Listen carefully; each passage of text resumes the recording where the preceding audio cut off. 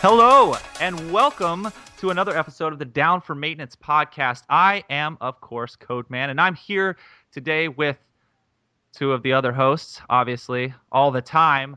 John from John Vincible Gaming, Hello. and the Killer Polar Bear, Hayden. Hello. Then we also have another special guest for you guys. This guy hails from Orange Lounge Radio. That's on every Sunday. If you have not listened to this podcast, you've been living under a rock for way too long.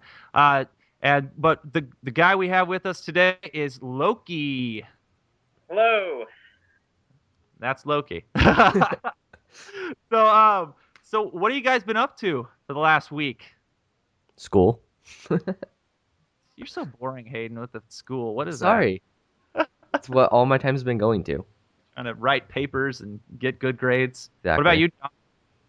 According to my Steam account, it says I've sunk 50 hours into Assassin's Creed 2 in the past week. Okay. What about you, Loki?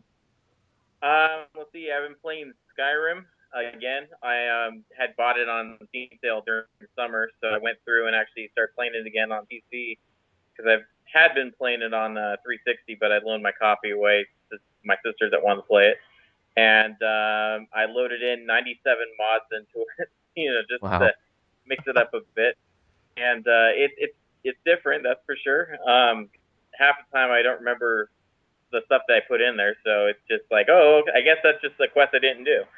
And then beyond that, been playing Borderlands 2. Finally finished the story campaign for that, and a little bit of Call of Duty Modern Warfare 3, doing our System Link work games. And the only game that we played this week, I won.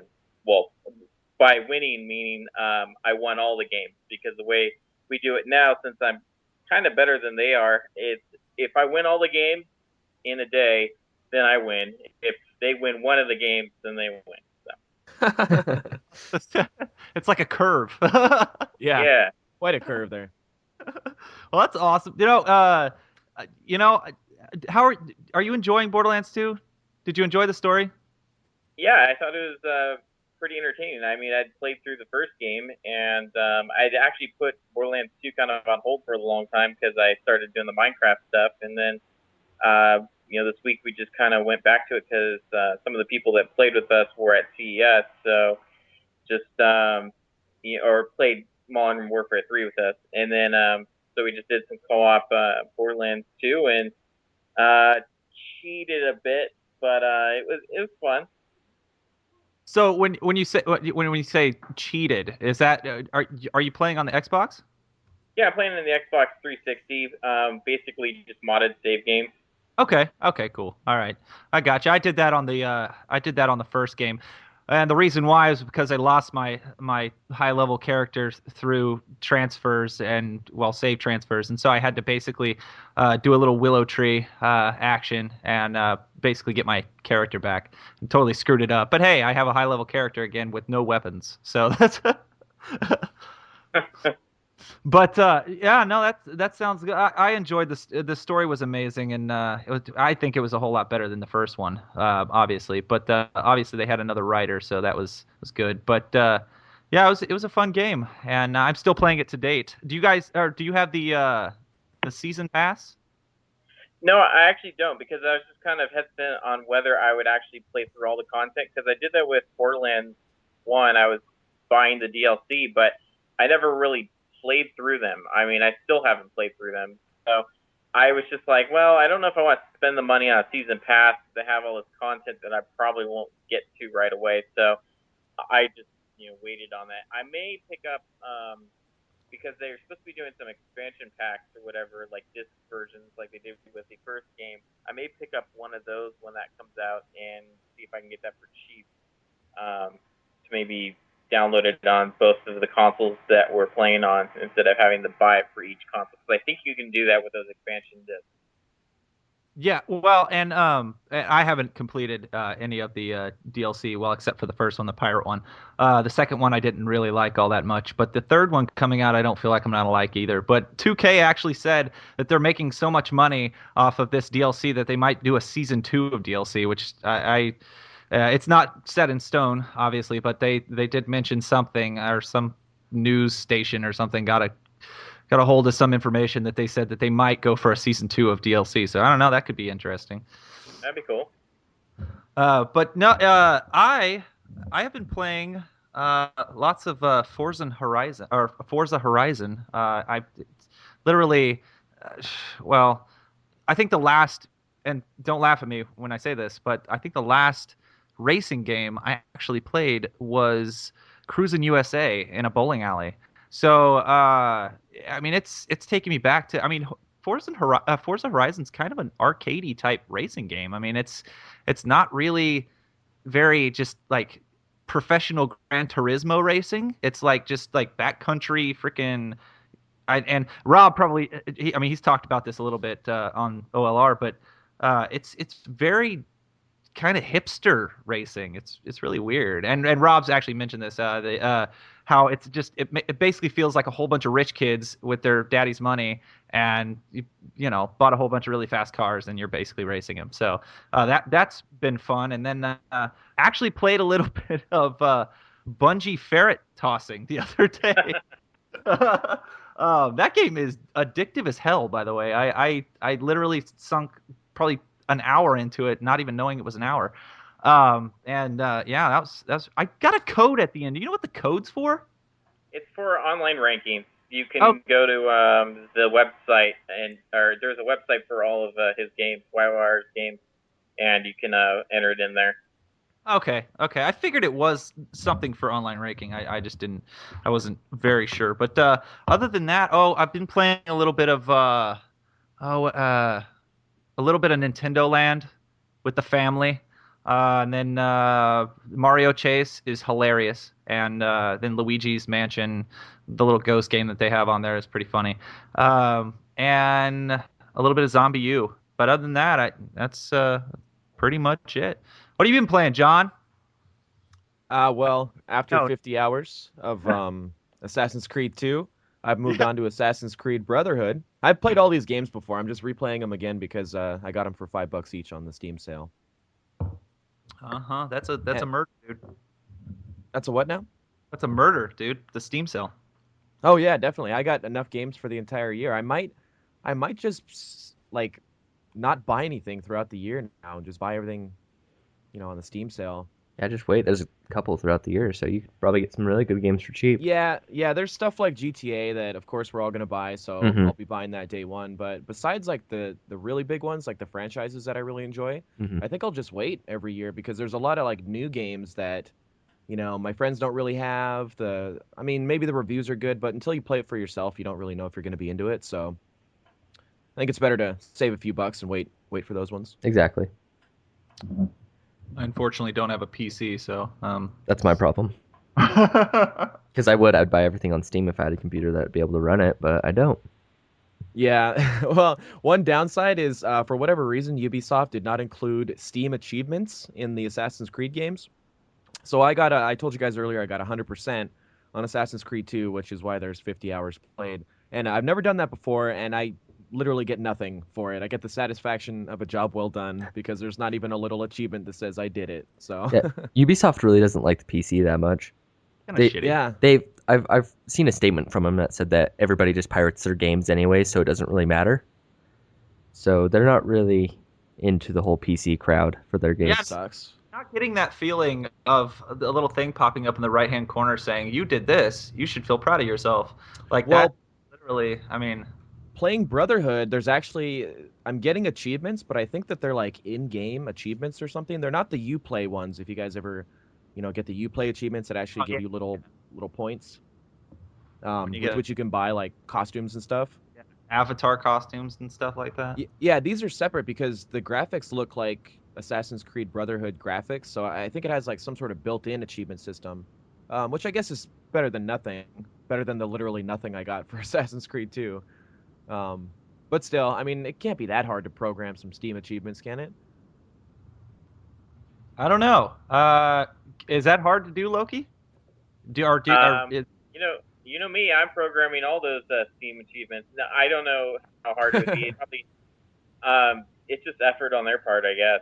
But being that it's a game that's pretty old, they're probably not going to bother. Mhm. Yeah. Well, I mean, I even read that Assassin's Creed 3 doesn't have Steam achievements. Oh, I don't know. I haven't played on Steam, so I mean, I I haven't don't either. know. Well, to be honest, like my eyes have been opened that you can like use a controller to play Steam games because I would have never bought Assassin's Creed on PC if I had to use a mouse and keyboard because it's Oh. just really awkward for that kind of game. Yeah, I feel like that'd be terrible. Yeah, so when AC3 came out, I picked it up on Xbox, and now that I'm playing these games on PC, with much better graphics, I kind of wish I'd got it on PC. But again, I wasn't using a controller back then because I didn't even realize that was an option. Huh. Yeah, I don't Um, know. and in That's fact, good. Brotherhood, actually the in-game prompts and stuff will actually change to like ABXY for your controller, which most of the newer games that support controllers on Steam will do that for you. But Assassin's Creed 2 is so old that it does support a controller, but there's no, like, instead of saying A, it'll be a kick icon. So sometimes it would say press this button and it shows an icon. I'm like, well, I don't know what button that is. So it took some figuring out. Wow. So is this like it's almost like it almost sounds like an Ubisoft type thing. Like would it be Ubisoft that all of their games are doing this with the no Steam achievements? I guess the Assassin's Creed games. I'm not sure about the other ones because maybe it depends on whatever Ubisoft dev is actually doing the game. I don't know. Hmm. Could be all of them. I don't know for sure, so I don't want to. Oh, that's weird. Well, I don't know if Assassin's Creed 2 had Steam integration from the get-go in the first place. That might have been something they added later on, which is probably why they don't have achievements for it. Although 3, there's really no excuse. Yeah, that makes sense. Because 2 is a 3-4 year old game now. I believe so. Yes. Yeah, like at least 4 years. Yeah, fun game though. I really liked it. Obviously, played 50 hours of my life. What about you, Hayden? What have you been playing? I like I said, it was the first semester of school, so I haven't been playing a lot because I've had a lot of work to do. But when I have gotten time, I've been playing. I started Assassin's Creed 3, which I hadn't opened. I got that at Christmas, so I started playing that, did a couple levels, and kind of got bored of killing people. So I went and played a little bit of Need for Speed Most Wanted, and that's fun, but that got boring as well. Put a couple of hours into Black Ops 2 for a bit, which was actually pretty fun. Probably going to start playing that more now. And then last night I played a lot of Skyrim and was just messing around on that game. Now, are you still playing Dishonored? I didn't play it this week, but yeah. Okay. Because I haven't seen any videos up lately, so Well, I didn't know you're. Yeah, I posted one on I think Monday, Oh, okay. and I have another one sitting on my hard drive, but I need to make more because I kind of Okay. didn't make that many. Yeah, we still need to do our zombies live stream. I think that'd be hilarious. Oh yeah, that'd be fun. Yeah, I barely play. I played zombies on my little cousin's copy on Thanksgiving for like 2 hours. That's the only zombies I played Really? in Black Ops 2. Yeah, I barely touched it. Now, Loki, I know you guys have been playing a little bit of Black Ops. Do you guys get into the zombie mode? I haven't done that yet, actually. Because really, I just have only a couple copies of the game. We were hoping that we'd be able to get copies for everybody to move on from Modern Warfare 3 to Black Ops 2, but that hasn't happened yet. They're afraid. They have some deals going on with Activision, and they're afraid that if they ask them again, that somehow that's gonna hurt whatever negotiations they're doing. I don't know. It's something stupid like that. But no, I haven't gotten the chance to do the zombies yet. I want to though. It looks fun. It is fun. I played a little bit of single player. I haven't actually, and then I've hopped on to multiplayer. But it always seems like you get into the multiplayer and there's a whole bunch of people on there that just want to screw you over. So Exactly. I mean, I want to get into some zombies with people that actually want to play it and not want to just get into a lobby and say, hey, dude, I'm just gonna screw you over and let you die. But I mean, they've actually changed it, I believe, to where in the first one, if one person went down, the whole game didn't end, right? Yeah. I think if one person dies in Black Ops 2, the whole game ends. Yeah, it's like who can stay alive the longest is basically the thing. Yeah. So, It's just kind of dumb that it just ends it. Well, that's I don't know. Wait, it'll end it for everybody? Yeah, because it puts you on, instead of being on the same team, it puts you on opposite teams, so you can't revive the other person unless, I think, I've only played it with 2 people, but I think if you play it with 4 people, there's 2 to a team. Interesting. So I think you can do it then. But if you're just playing 2 people, if one person goes down, you can't revive them. So as soon as they die, the round or the game just ends. Hey, did you guys? I read about this the other day, and I think this is kind of old news. But with Black Ops 2, did you guys hear about the whole rage quitting thing? Like, if you rage quit a whole lot, they'll like I can't remember what it said. It Yeah, said it something about times you like out. yeah, like times Yeah, you out and you can't play for a while. I've had that happen. It gives you like a 2-minute ban. Yeah, that's crazy. I was way mad when it happened. I was like, "Are you kidding me? This is stupid." Well, obviously you were already rage quitting, right? So Well, yeah. Well, sorry. That game's frustrating. it It is. is. Well, my biggest problem with Blops 2 is it's just something with the network, man. I don't know how to describe it. There's everyone on YouTube has their own opinion, but it's like I feel like I die a lot and I didn't really have a chance to fight back. We've talked about it. You watch Yeah. the kill cams and you don't even shoot on the other guy's screen. Well, Although yeah. Uh, Yeah. I was playing I the don't. other day. Sorry, Yeah. but I was playing the other day, and I ended up getting 2 gameplays like in a row, and I ended up pulling host like both times, and I think that was a big factor Mhm. because I ended up rage quitting the third game, and then it was like migrating hosts, and I was like, oh wait, that was the host. That sucks. Yeah. Well, and I'm See, sure it like yeah. Well, go ahead. I just don't remember it being this bad in the previous Call of Duties. Obviously, there was a host advantage in the earlier ones because when you got host, it was like magic. Mm. But, you know, not being host, I don't remember it being this bad in the older Well, ones. I think it's how the game is built. I think it's the map design, the guns, all that factors into it, because this game is a lot. Everything is faster in this game, so I think the connection definitely does play a big part because you're dying a lot faster. So you don't really have That's a true. chance if you're But, I mean, slower Modern connection. Warfare 3 had terrible spawns, That's true. and I Oh still feel God. like. I Yeah. still feel like the connection was I better I in knew Modern I Warfare knew. 3. Yeah, it might Yeah. have been. Well, and Loki, have you gotten on any of the actual like I know you guys play at System Link most of the time, but like but you haven't have you played System Link with Black Ops 2 or have you just Yeah, played online mode? just system link with bots for Black Ops 2 is what we've been doing. Okay. I did a little Modern Warfare 3 online, but I haven't tried that yet with Black Ops 2. I wouldn't suggest it. I mean, it's it's what do we because it's not dedicated servers anymore. Is that what we agreed on? I don't know if it ever was Yeah, on console, was it? consoles never had dedicated Yeah, servers, and PC is like a it's like iffy whether or not they ever had them. well, it's a peer-to-peer system, isn't it? Yeah. Yeah. Yeah. Well, and that I think that that kind of chalks up to it. Sometimes I mean, if you, and because I've noticed, and it always happens in the lobbies when you get into a lobby with a whole bunch of like two bars or something like that. I mean, your game's gonna suck. I mean, True. Hmm. you're not gonna have a very good game. But I don't know. Vondahar seems to not think there's a problem, so he hasn't actually said anything about it. Oh, So they'll never admit that there's a problem with the game. yeah, so. Um, Actually, while we're talking about Activision, there's a game that Activision is producing that I'm kind of angry about. What is it? The Walking Dead. Oh I yeah, knew it. Did the you? Christian shooter one. Because you talked about this a few episodes ago, didn't you? Yes. They are basically using I believe the Call of Duty engine, in this Walking Dead, uh, rendition of I don't even know. If you guys have seen the beta, there was like a beta video released, I believe. I don't know. I think it comes out this year, but and the zombies look like plastic, Oh, and they, it was they look terrible. and The graphics look absolutely horrible. oh, it looked like you were walking around in a dollhouse. It was It horrible. comes out in 2 months. Oh, that's Was it horrible. really? God. Yeah, at the end of it's 26th of March. Wow. Well, it follows. I don't know why it follows the two from. Good God, why can't I remember their names right now? Merle and Daryl. Yeah, Merle and Daryl.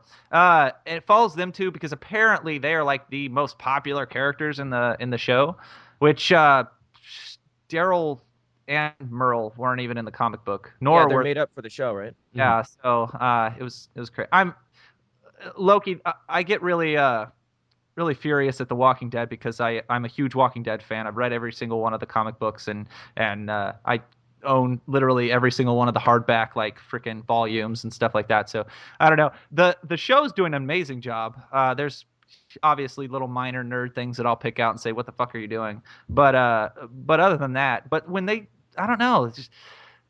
But see, the Telltale game was amazing because they took a completely different story centered around The Walking Dead in Atlanta, and they put a different, a completely new main character, a completely new story, and it worked. But now Activision's like, oh man, we're gonna get a cash grab on this, and so Yeah. Leave it to Activision to do that. yeah, and so now they're like, oh man, we're gonna make money off of this, so let's put Daryl and Merle in it, and we'll make some money off of it. But I was looking on the Facebook for it the other day, and everybody was like, oh, I'm so excited! I can't believe you're making this! Oh, I'm so excited! Oh And my I'm like, gosh. you're so disappointed. Well, Daryl is my favorite in the show. To Yeah, be mine honest. too. He's my favorite. So Well, apparently he's Um, going to make an appearance in the comic books now since he has become so popular in the show. So, wow, that's like full circle there, huh? well, there's already been, I guess, concept drawings of him and all kinds of different things. So I don't know. It's I just think it's neat that the comic inspires the show, inspires the comic. yeah, yeah. Well, and I mean, it's a whole new. It's a whole new take. I mean, obviously they have the names and everything from the comic book, but it's a whole new take on the comic book, and I think that's what's pretty cool. And they switch out directors every season, I think, so, or every episode. I think it's every season, but I don't know. It's a pretty good show. I It's enjoy it. funny. These screenshots show Daryl with a shotgun, though, and if anyone's seen the show, What? it's, the crossbow is obviously his weapon of choice. Oh yeah, you can't do that. that's dumb. Huh? That's weird. Loki, do you watch The Walking Dead at all? I sadly don't. My wife actually kind of monopolizes the whole TV. We have, God, you should what get have I?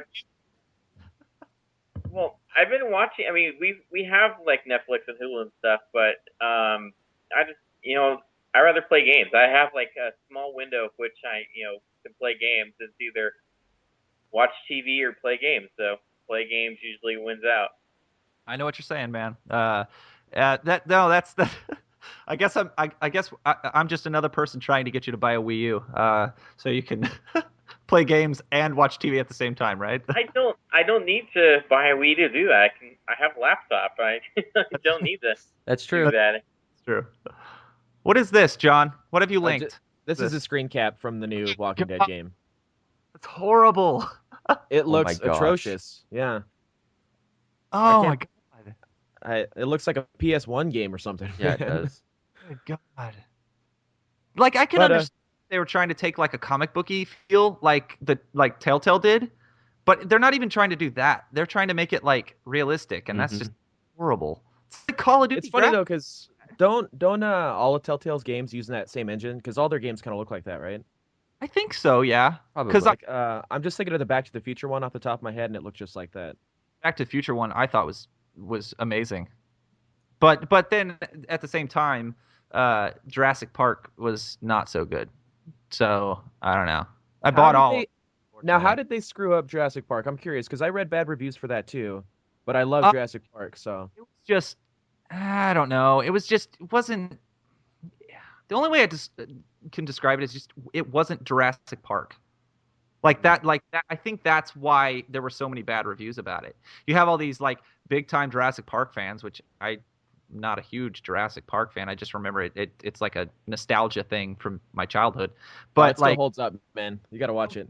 yeah, but I mean, but I don't know. It just wasn't. It wasn't very catching to my eye. I guess when I played it, it just didn't really keep me interested, like The Walking Dead or the Back to the Future one did. Do you think that maybe because I know for sure Walking Dead captured the spirit of The Walking Dead very well? Are you saying that's what the Jurassic Park game failed to do? Yes, that's what I'm saying. Yes. Okay. Yeah, that Affirmed. makes sense. They've made a 'Cause I- lot of games. Holy crap. Telltale? Yeah. Yes. Telltale has been around for a good while. They've only been around since 2004. That's a good while, dude. It's 2000. Yeah, but they've made like 12 games or more. No, 1, 2.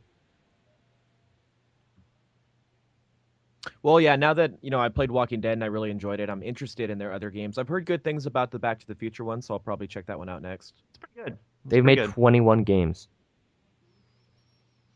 I just Wow. thought that was a lot. 21 Oh, games in 9 years. Yeah. Yeah, that is a lot. huh. I'm no mathematician, but I believe that's more than one game a year. Well, I hey, think you are correct. John, Yes. have you ever wanted to play PC style games on a tablet? Nice segue, man. You don't have to call it out as a segue. You just answer the freaking question. Yes, I have always wanted to do this, Cody. Razer has made it possible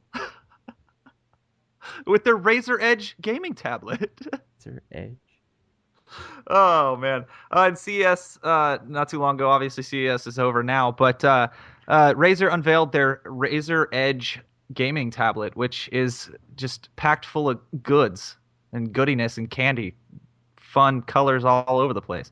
Intel Core i7 dual core. I mean, this You thing messed is that crazy. up. I said it way too many cores. There's way too many cores. 8 gigabytes of RAM.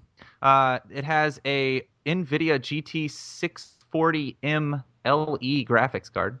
10-inch display. Windows 8, obviously, since it's a touchscreen. I'm not a big fan of Windows 8. I think a lot of people know how I feel about that. Not so much you guys, but more the people that I bitch about it.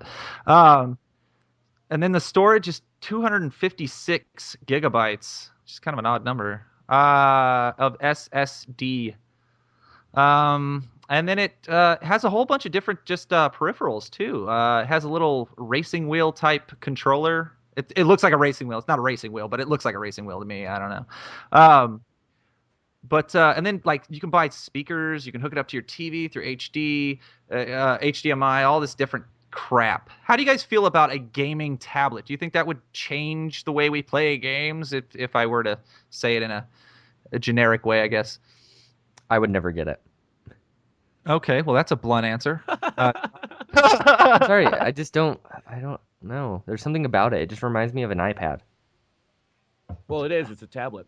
Well, I know, but it like just reminds me of the iPad. Like I'm looking at it and I'm just like, that's iPad. And you hate tablets, or? Okay. Well, I just don't think games should be played on a tablet. Well, did you see? I'm looking at this picture here where it's got like two joysticks, like joystick handles. Yeah, I'm looking at that. Side, yes. Is that one of the optional peripherals you were mentioning? It clips in there. Yes, it's basically it's the tablet itself, but then you can buy these peripherals. They have like a keyboard for it. They have a keyboard. You can all kinds of different stuff. I mean, Well, it's The gaming one with the two, dildo-looking things on either side would make games very playable on a tablet. That's my only beef is like they're coming out with these amazing like full 3D games. We talked about one a couple weeks ago, I think, with zombies. I forget what it's called. But you got to use like the touchscreen, the on-screen touchscreen controls, which are just atrocious for like 3D games. Mm-hmm. dead. I can't remember. It's on the iPhone. Yeah, and I Dead played it on Trigger. Android too, and Dead Trigger, yeah. And it looks great, it plays great, but I hate the on-screen controls. So a peripheral like this would, make it more playable, I think. Yeah. I would So, definitely not buy that. Yeah, cool. It's too expensive. It's first off, I mean, this company puts out products that are just way overpriced, Mm-hmm. and it's a little too fancy for even what you need. Like they have the keyboard that you can actually have icons on the different keys. I don't need to know that key is like spellcasting key. I can remember that. I don't need that. Buy this expensive. I think it's like $300 for just that keyboard. No Yeah. thanks.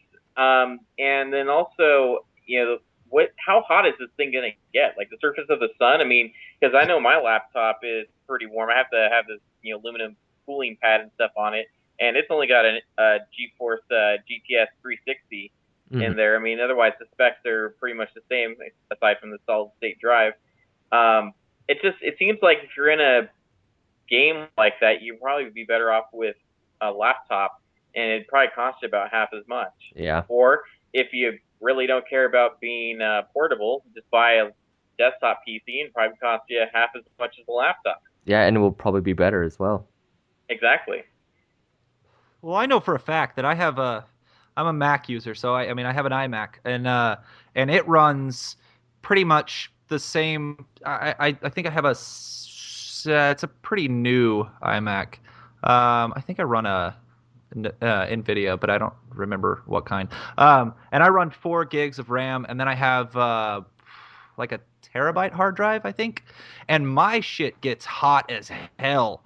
And so I could only imagine how a little tiny thin tablet with all of that shit packed into it, I mean, that shit would set on fire. Yeah. I mean, how are they cooling this? Yeah, there's no, Obviously, there's got to be some sort of probably peripheral that you're going to have to buy because your hands are going to be burning while you're playing it that you can set it in to cool it off. I mean, you have to buy it's a, special gloves to hold it. it's a cash grab. It's a cash grab for Razer. I mean, they're trying to market to the tablet, I guess, society, with how everything has to be touchscreen now, and everything has to be, futuristic, and so they're really trying to do this. And I don't know, it's not going to wave me away from buying a PC that I can literally upgrade by Yeah. myself.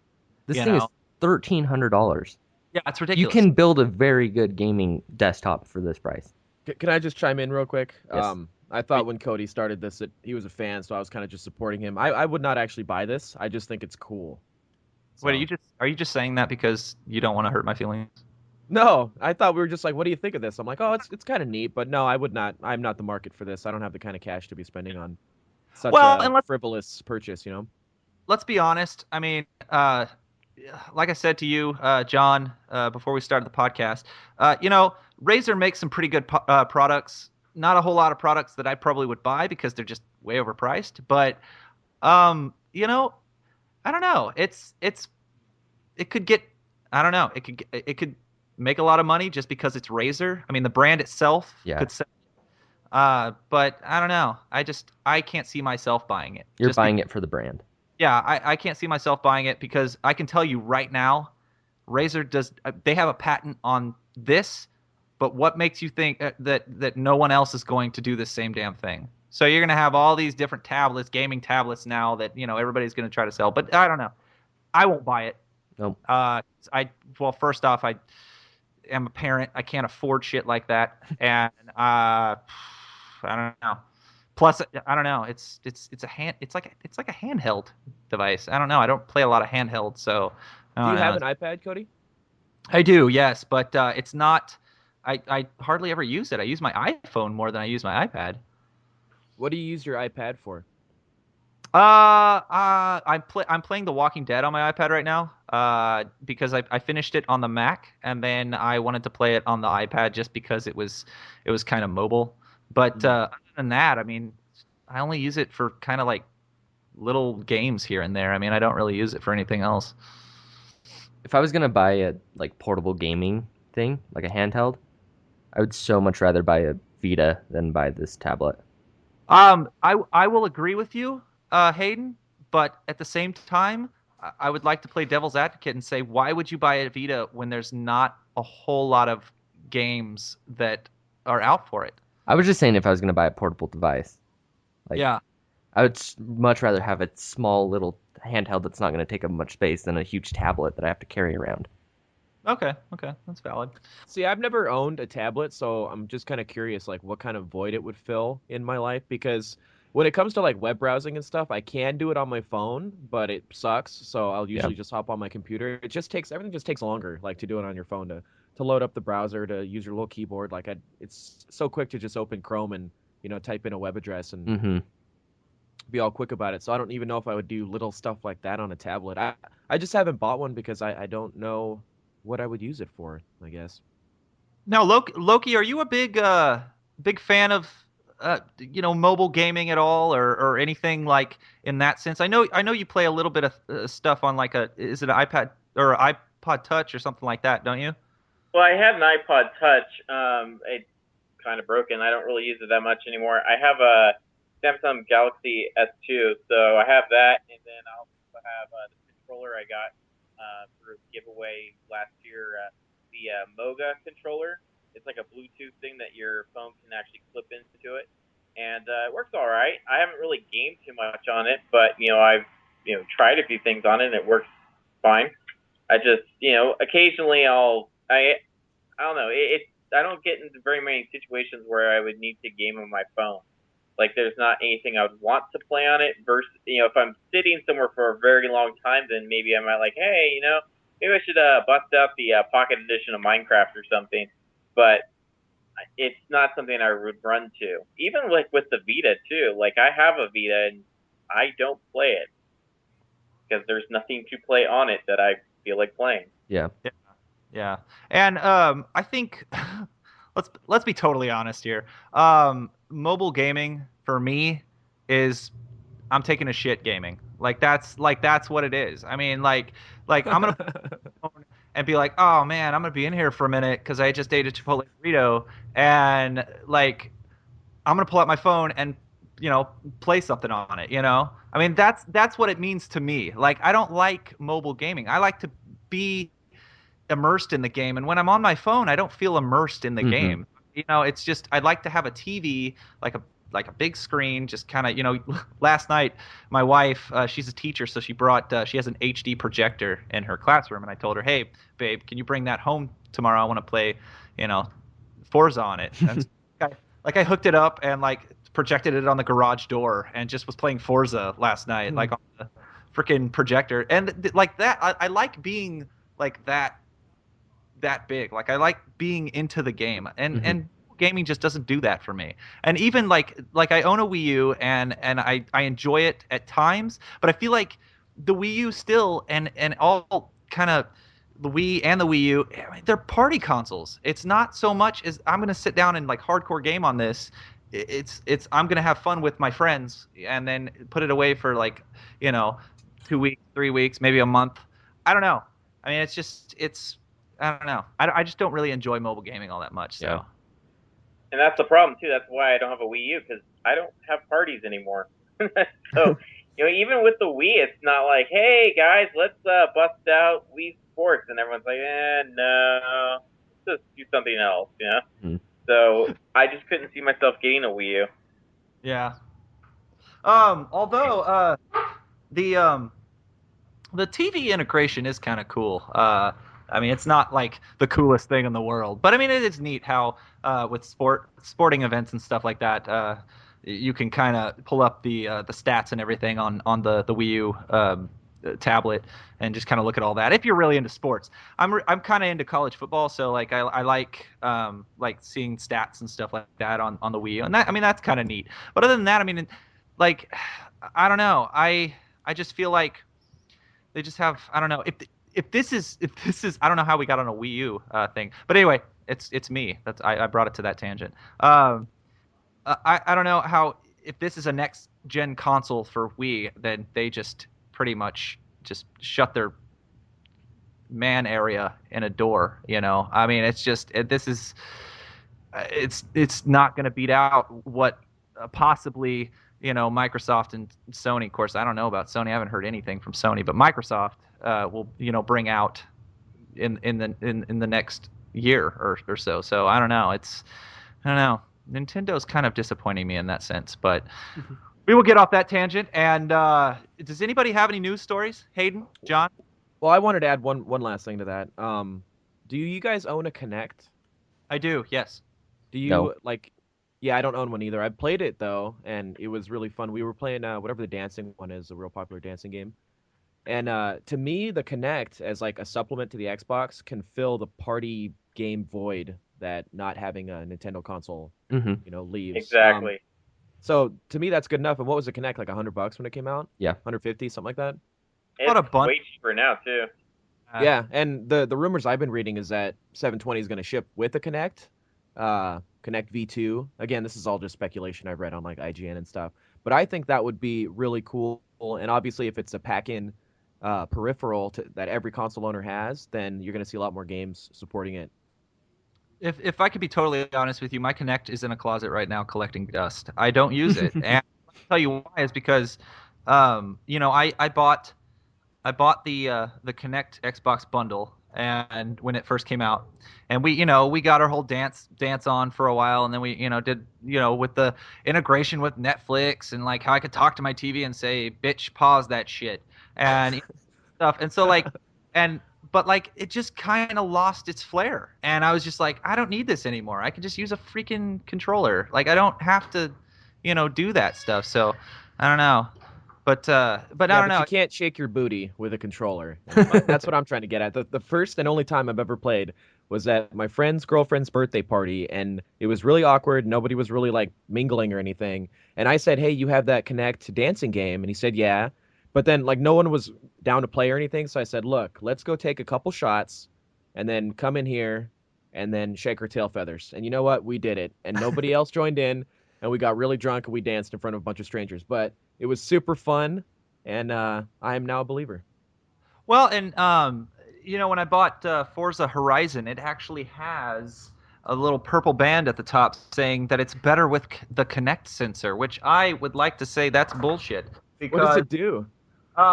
you can drive with an imaginary steering wheel. I don't. It's That sounds terrible. terrible. That actually drives about as well as driving a real car with an imaginary steering wheel. Yeah. Well, no, basically what I did was I was like, man, I have to have something tangible in my hands. So, so I took a bowl and I started using the bowl, and it still felt wrong. I was just like, this is no, but Yeah, it's very strange. I'm not a big fan of like shoehorning in like gameplay mechanics like that, like just for the sake of doing it. Hmm. Ah, But I mean, a game like Dance Central would only be possible with Kinect, so I think that's pretty neat. I'm just let's hoping, go ahead. huh? Go ahead. Well, if Kinect V2 is like a pack-in device with the 720, then I think we'll see lots of crappy features like that. Unfortunately, at least in the beginning. Hmm. Well, hey, Loki, talk to us about what you guys talked about on OLR the other day about the whole Microsoft doing the whole sensor thing with the room and like all that stuff. Like, what's up with that? It's still just kind of they showed another video of it during CES, and I can't remember what they called it. It's basically this like in-room sensor. It combines uh, a Kinect sensor. I'm assuming a newer one or a better one than is packed in. I know, I'm imagining you'd probably have to have two of them, but anyways, it's at least one Kinect sensor and a projector. And what the first video I saw before they even showed the one this week was it was actually being used as more of a PC interface. So they showed this like teenage girl's room, and on all of her walls there's different bits of media. Like it shows all of her status updates for Twitter and Facebook, and then another wall has Windows Media Player with album art and stuff like that, and dynamic posters that are on the wall for her bands that she likes that are changing stuff. Just really cool stuff. I think that would be a really cool implementation if they actually come out with something like that for PCs later on. But specifically, what they showed this week, and I seriously, I'm gonna have to look up what the name of this thing was. It's basically using the projector with the Kinect sensor, and what it's going to do is it's actually adding additional content outside of your screen. So you're seeing kind of like lighting effects in driving games, or if you're walking through a snowy environment, you're seeing snow kind of falling in front of you. Illuma Room is what they're calling it right now. It's the Microsoft research thing. They have a video you can actually check out at research.microsoft.com. And then it's en-us/project/Illuma Room. And basically kind of just adding effects to it to make you feel more immersed in the game. I think it looks neat. I mean, I definitely check it out. The only thing that they're not saying about it is how expensive is this going to be to hook up? Because obviously you're going to need a projector. You're going to need some sort of secondary, secondary connecting, unless the system is actually this projector and you're attaching it to your ceiling or something like that, which would be really ridiculous. But I'd go along with it a little bit. But I'd like to see more stuff like that, because you need to have something that is completely unique in order to get that same kind of effect when the Wii came out, because the Wii was completely different from everything that had been out there already. And that's why they had such a good time getting people to buy into it, and that's how they sold so many consoles. But unfortunately, they didn't really utilize that beyond that. And same with Kinect. Kinect is kind of, it was a little bit better than the Wii as far as what you're supposed to be able to do with it, but it was kind of the same stuff that was already on the Wii. Whereas this is something that's completely different than what they have right now, and I think that would catch a little more attention than just trying to kind of mimic what you did with the current system. Yeah, Yeah, I'm watching. this looks pretty good. This looks Yeah, pretty cool. the demo looks really, really cool. I mean, this is some space age stuff right now. Yeah, it's the future, man. I mean, obviously, the stuff they're showing off in this demo are examples or whatever, but I just see something like this and I see limitless potential. Yep. Well, Wow. yeah, and I mean, the things that you could accomplish with this technology would just further gaming, obviously. You know what I And would like? Like, even outside of just expanding a game, like they're showing off in this little demo video, I would love.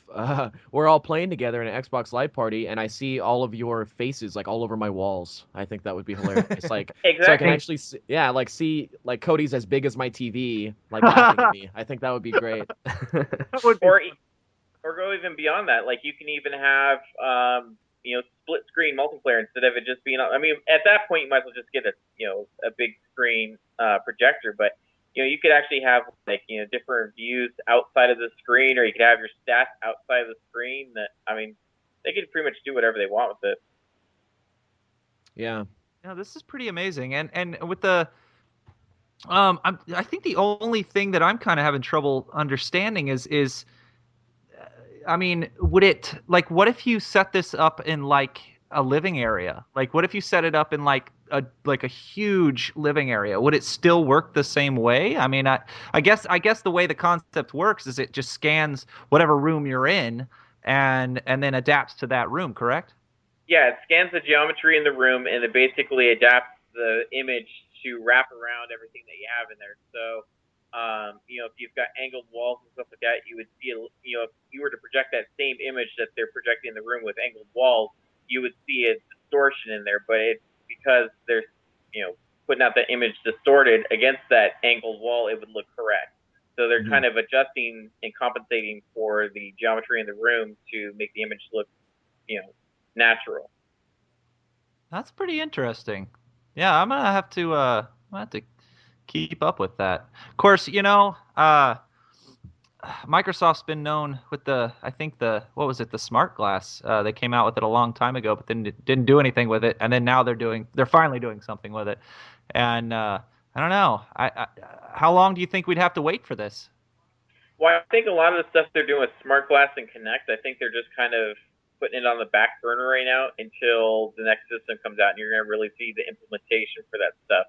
Because I don't think they're going to try to do anything really radical with Connect because it just the hardware doesn't really support it that well. They can come out with a way better sensor that's going to be able to do a lot more detail. And same with smart glass, they're going to come out with better ways to implement that. And right now they're just not putting a whole ton of effort into it. I think because there's going to be another system right around the corner that's going to probably implement it better. Yeah. Yeah. Um. Now, something that is curious to me, and I don't know if it's curious to anybody else, but with these newer systems, and I don't know, this might be a dumb question, but I mean, I don't know. With all these newer TVs that were released at CES and with the all these different kind with the organic TVs and all kinds of, will there be different? Um, will everything still be HDMI, or will it be like a different implementation of like um, hookups and stuff for next gen consoles? Do you think? I mean, Um, that might be a dumb question. I don't know, but I mean, it's just, I mean, it's kind of been in my head. I don't know. I want to say they have a new implementation for HDMI. I want to say that it's like I don't know if it's 1.4. It's a new version of HDMI that they're going to put out. Or, I mean, one of the things they were talking about with at CS was like a new high speed USB. So, I mean, they may be able to push a lot more data through that. I don't know. I would imagine though HDMI is probably going to be standard on these consoles. I think even with like 4K TVs, I think you still have to do HDMI. I'm not really sure. Maybe it's I have to look it up. Yeah, I'm reading now the bitrate limit on HDMI is 10.2 gigabits, which is way more than I think any video signal is ever going to use. I know like the video data rate on a Blu-ray, which is pretty high as far as data rates are concerned for media. I think it's like around 40 or 50 megabits. So obviously 10.2 gigabits will be plenty. Even for a 4K display, I don't think they're gonna need a bigger pipe than that. Yeah, I think HDMI will stay in for a while. Well, that's just a question because you never know. I mean, Oh, it was a good question. I didn't know with what the data rate limit for HDMI um, was. you Well, the never know. other thing too they could do if it does require larger data limit, they could maybe, I don't know, somehow. Well, I guess it wouldn't support current TVs, but multiple HDMI streams or something like that. I don't know if that would work. Well, Yeah. the reason why I asked is because, they could pull an Apple and go, "Hey, we're gonna just totally switch up the fucking connection and you're screwed." Yeah. On your iPhone. So I don't know. That's why I asked mostly because, that whole deal, I still have not yet to buy a Apple iPhone 5 and I probably never will. Hmm. But no, that was kind of a bullshit move for Apple. A lot of people were obviously mad about it, but having to buy all brand new docks and all that crap. There's adapters, but I've heard that the adapters don't work as well, and it was a huge thing. Oh, also though, Apple has this is just a short little story. Apple has released their new iMac they have rid it of a CD-ROM drive. Oh So wow. every single one of their computers now does not have a CD-ROM drive. I mean, I What could the see F? with more stuff going digital, it's gonna be less necessary to have an What am actual I gonna disk burn drive. my DVDs on? Like, Well, there's no. Well, Yeah, I gotta buy a ev- brand new freaking drive. That's bullshit. even or with like iTunes, a even with USB. iTunes being so big though, like if you have CDs that you want to put on iTunes, you need a disk drive. Yeah, but I mean, they make like USB disk Well, drives, yeah, like you can just I plug it don't in. but buy CDs. here's Hey, the come on. I'm just saying if you have old CDs, and what I could see Apple doing because it's Apple is they say, oh, no other USB disk drive works except for the one that's made by Apple, so you have to buy Yeah. this one so we get more No, money. it uses a Thunderbolt connection or something. Yeah, the Thunderbolt. It's horrible. Is that Worst Apple's little thing? tiny connection that I've ever I seen. believe so, isn't Oh it? Yeah, wow. it's called Thunderbolt. Yeah. But I don't know. Eh, I'm really really close. Like I'm getting so close. Like college made me this way, and so I love Macs. But I'm getting close now to where I'm like, God, I hate them. And now I need to move to a PC. But I don't have any money to build a PC right now. Otherwise, I would have a PC. But it just, if I get a PC, I want to build it and I want to make it to my specifications. And so until that day comes, I will continue with my Mac. But As long as I you don't don't know. buy another one. Just don't buy another Mac. No, I'm not buying another one. There's no way I'm buying another one. I am unimpressed with the shit that they keep bringing out. You So honestly can't afford to buy another Mac. no, Yeah. that's true. It's true. Yes. Well, and with Macs, you can't. I mean, you can upgrade them, but you most of the time, I can upgrade this Mac if I wanted to. They make it really easy to upgrade the RAM and the hard drive. But that's it. You can't if you want to upgrade. If you want to upgrade the graphics card, oh no, sirree, you're not upgrading that. We've made it to where you can upgrade that. So now you have to buy a new Mac if you want a better graphics card. So that's bullshit. So I'm getting closer and closer to the whole PC generation. Finally, right? Hey, let me know when you piece that together. I love helping people put their computers together. Yeah, I am. It's close. I already have a case for it. I have a couple of things in storage that I'm gonna use, but I just haven't been around, or I haven't been financially stable enough to actually buy, my graphics card and well, the graphics card I want, I guess you would say, and the cooling elements and just junk like that. So, but when I build a PC, I mean, it's going to be a monster PC. Like it's just going to be ridiculous. So that's why I'm trying to play it cool for a little while. But I mean, the Mac's doing what I need it to do right now, but it's just not doing a whole lot of gaming for me, which is kind of pissing me off. So Yeah, to be honest, I put my newest machine together 9 or 10 months ago, and I didn't spec it for gaming whatsoever. I built it completely for video editing, and then I realized, wow, I could play most games at like high or ultra. This is kind of a neat bonus. And then the Steam sale happened, and the rest is And now history. it's all over. Yeah. yeah, Well, again, like I said earlier, my eyes have been open to using a controller on your computer to Mhm. play games. Yeah. I guess I'm just, behind the times, but I didn't do that. I didn't know that was an option before. Well, hey, do you guys since we're on the subject of touchscreens, do you guys have you heard of the Displayer touchscreen? Huh? Oh, what is it? How would you Uh, feel touching a screen that's completely water droplets? What? What? Apparently this was released at CES also, and it is called the touchscreen. It will be a screen made of tiny water droplets. And so basically how this works is Luke, I'm in the middle of a podcast right oh, okay. Anyway, I'm watching a video for it right now.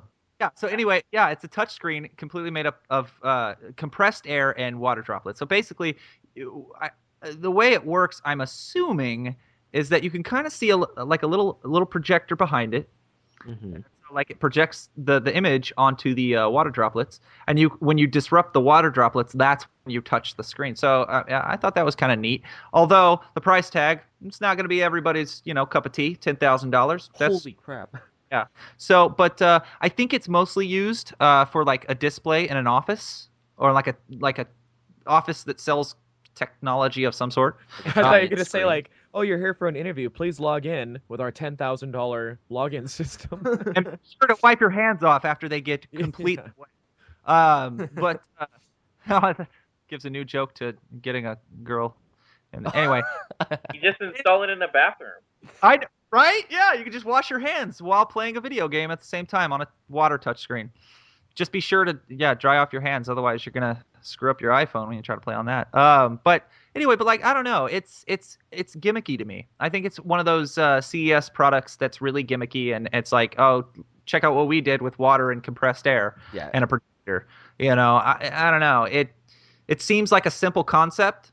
I mean, obviously, when you have a wall of water, I mean, anybody that has a little bit of intelligence knows if you project something onto that wall of water, it's going to show up on the wall of water. So, but they said it also the image is not perfect, obviously, because Yeah, it kind of looks like crap, but but yeah, I thought it was a neat concept, but that's the thing is it's a concept. I Yeah. don't really think that it's going to be your whole average everyday. Hey mom, I'm gonna go play on the water tablet. Like it's not gonna be that kind of a deal. So, but I Mhm. just thought it was a neat thing to throw in because it was fun. I But just want to see like after the kids are done playing with the display touch system, there's just a wet. puddle. Yeah, there's like a puddle in the room. So what did you piss yourself? No, Yeah. mom, I've been playing video games. Duh. No, I was chatting with Mike. I was Oh, chatting. okay. Yeah. Chatting with your friend, you get all wet. That sounds wrong, but Bad taste, John. Bad taste. hey, it was Oh, it's your dirty mind that turned it into something I didn't. horrible. I don't even know what you're talking about. Yeah. That's weird. Okay. That's crazy. But yeah, that to me is kind of gimmicky. But the next story, unless anybody else has any stories, I feel like I'm just spamming the stories here. Well, your segues are so great. We'll let you keep going for a little bit. Oh, John, I appreciate your enthusiasm.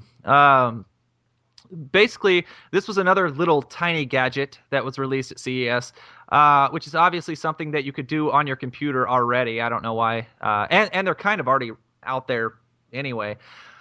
But it's a SNES emulator called the Superboy. It is a portable, a little portable Super NES controller with a screen on it. Has two Super NES ports on it. You can play Super NES games on the actual screen on the controller, or you can hook it up via AVs, which I don't know. It's AVs. Hook it up, make it happen. But you can hook it up through AVs through your TV, play it on your TV, and also hook up to SNES controllers to it. So I thought that was pretty neat, but it's something you can kind of already do anyway with emulators. So I don't know. It's kind of Mhm. one of those things I don't want to spend. The price tag on it is $80. You can get it now. It's already out on the market. But yeah, I'd rather just and I'm not a pirate, but I'd rather just find video games on the intranet and emulate them myself through an emulator. So I wouldn't spend $80 on something like this. But it's a cool little I guess geek tech that if you're a big fan of Super Nintendo games and you like handhelds, then it's pretty neat. So I love how you phrase that, by the way. I'm not a pirate. I find games on the web like they're lost, and you're just finding them. You're rescuing them, lead them and back. then emulating them yourself. Yeah, I lead them. I lead them. I'm like an internet cop. I Yeah. find these and the games are like, I can't find my mommy, and I like, come here, I'll help you find your mommy, and then I lead them back to my computer, and that's back to their home. They found their mommy. Anyway, that was a weird tangent. Very, But very yeah, strange. that was a pretty cool story that I thought. Loki, you like emulated games, don't you? Do you play a Yeah. lot of emulated? Not a whole ton, but actually, should be getting more back into them. We found a bunch of old original Xboxes, and so I just got a copy of Splinter Cell, and I have a memory card being shipped to me so that I can launch all the custom firmwares on there, so I can do emulators on them. And then I have an arcade cabinet. I have a candy cab, a Sega Astro City that I have MAME running in, and then I also have NES and Super NES stuff in that. So I play some of those. Well, and I think emulators are the thing now because obviously a lot of people aren't going to have. I mean, I still have a Super NES, and I still have a you know Nintendo, just a regular NES. Actually, I don't even know if that one still works, but I don't know. I still play it every once in a while. I also have a Nintendo 64, which is awesome sometimes when I have a lot of people over and we just play Super Smash Brothers all the time. But yeah, I mean, I love older games. I love playing older games, and it's something that I think it's a nostalgia factor that you grow up on these games and you're constantly gonna like them. They're never gonna get old to you. So, that's it's fun to see them making kind of tech like this, but it's also something that you can do on your own computer without paying $80. So I don't know. It's just fun stuff, but. Um, yeah, those are pretty much all the stories. I had a story on some pinball machines that I thought was kind of interesting. It was basically this company Stern was making pinball machines that were more affordable for homes. So they How were a little affordable are we talking? $2,500, but I think I think most pinball machines, and I'm not sure. I guess I'll look up average price for pinball. I'm just Uh, gonna guess like 5 to 10. well, yeah, maybe. These aren't full size though. It's a full size area of play, but they've actually compacted the build of the actual pinball machine. So it's a little smaller. I would link it. For some reason, my Skype call is saying I cannot send messages to this conversation. It's like restricted. It's ridiculous. Anyway, so basically. Wait, am I? Oh yeah. Okay, so basically, yeah, it's they're just all kinds of different models of Stern actually makes commercial models of pinball arcades, but then also they make personal models now, which are kind of compact in size. So I thought that was kind of a cool thing because I love pinball. I always have, and I do too. Do you remember? I think it was Star Wars Episode 1, I want to say. There was a pinball machine where the whole top half, like, I guess the top, because there's always like the display board area, but then there's the actual game board area. It's like two separate pieces. This Episode 1, like, towards the top half of the pinball area was just a projection, or a reflection of a screen, and there yes, was like a CRT in the top, so that you could actually hit it into the screen part, and you would like get bonuses and stuff, and it would show you like full screen video and stuff. yeah. I remember playing that. That's actually in the Yeah. that's still in the local bowling alley. Oh, that's awesome. I loved that pinball machine. I just thought that was so like next gen, I want to say, but this was like what, 10 years ago. Yeah. Well, and like it's crazy too, because like you would hope to see games like that in like a Dave and Buster's or something like that, but it's not even close to Yeah, game. we had this conversation. Yeah, we had this conversation already, but yeah, no, yeah, they have that still in the local. We used to have I guess what you guys would call what do you guys call the arcades. Rob said it the other day. In California, what do you guys call them? Well, there's a Uh, chain called there's Golfland. Is that what you're talking Dave and Buster's, and there's Golfland, Miggle, Figgle, and Arviggle. Yeah. Okay, Golfland. I think we had sort of something like that. It was called like Lions Fun Park or something like that. But it had an arcade that I would go to when I was a kid, like all the time. And it's since closed down and looks literally like it was in the Fallout 3 universe. But like that place was amazing. It had everything that you could possibly want to play on arcade machines, and I think we've already had this conversation, last podcast. But that's the thing that I want to see more now. But we're never going to see it anymore because it's I don't want to say it's a dying thing, but it's just not. I think not cost effective anymore for the amount of people that would actually play it. Because I think it's a central amount of people that would go to an arcade and actually spend money to play. But then you go to now arcades like let's say David Buster's or something like that. Those things, I mean, you're paying what, $1 a game? I mean, that's just ridiculous to me. And it's not even like good games, I guess you would say. So I don't know what kind of games. I think all Dave and Buster's are different, aren't they? I think they have different games in them, don't they? They do, but it's all usually the same stuff. I mean, they've got different games. They're different size Dave and Buster's, but it's all usually the same types of games. Yeah, Lots. we actually just got a Dave and Buster's here in Oklahoma, which it was amazing, and it's right down the street from me. So I well, Dave and Buster's to me is kind of like a casino. Like I go in there with money and then I come out with nothing, and so it's like about? yeah, no, it's crazy. I do like the implication of like putting all of your money on a card and then just slipping it in, and then doing all this stuff, and you don't have to worry about fumbling change and stuff. But at the same time, it's just gosh, you come out of there and you're like, God, did I really spend just freaking $100 on freaking games? But I don't know. It's I guess Have you what done this? I'm sorry, what? Have you actually spent $100 at Dave and Buster's? No. Oh my God, that's crazy. No, it was a whole bunch of us, and that was Oh, that was with I think my it was a tab too because I mean we were drinking as well. So, but like I think I spent a little a little over 90.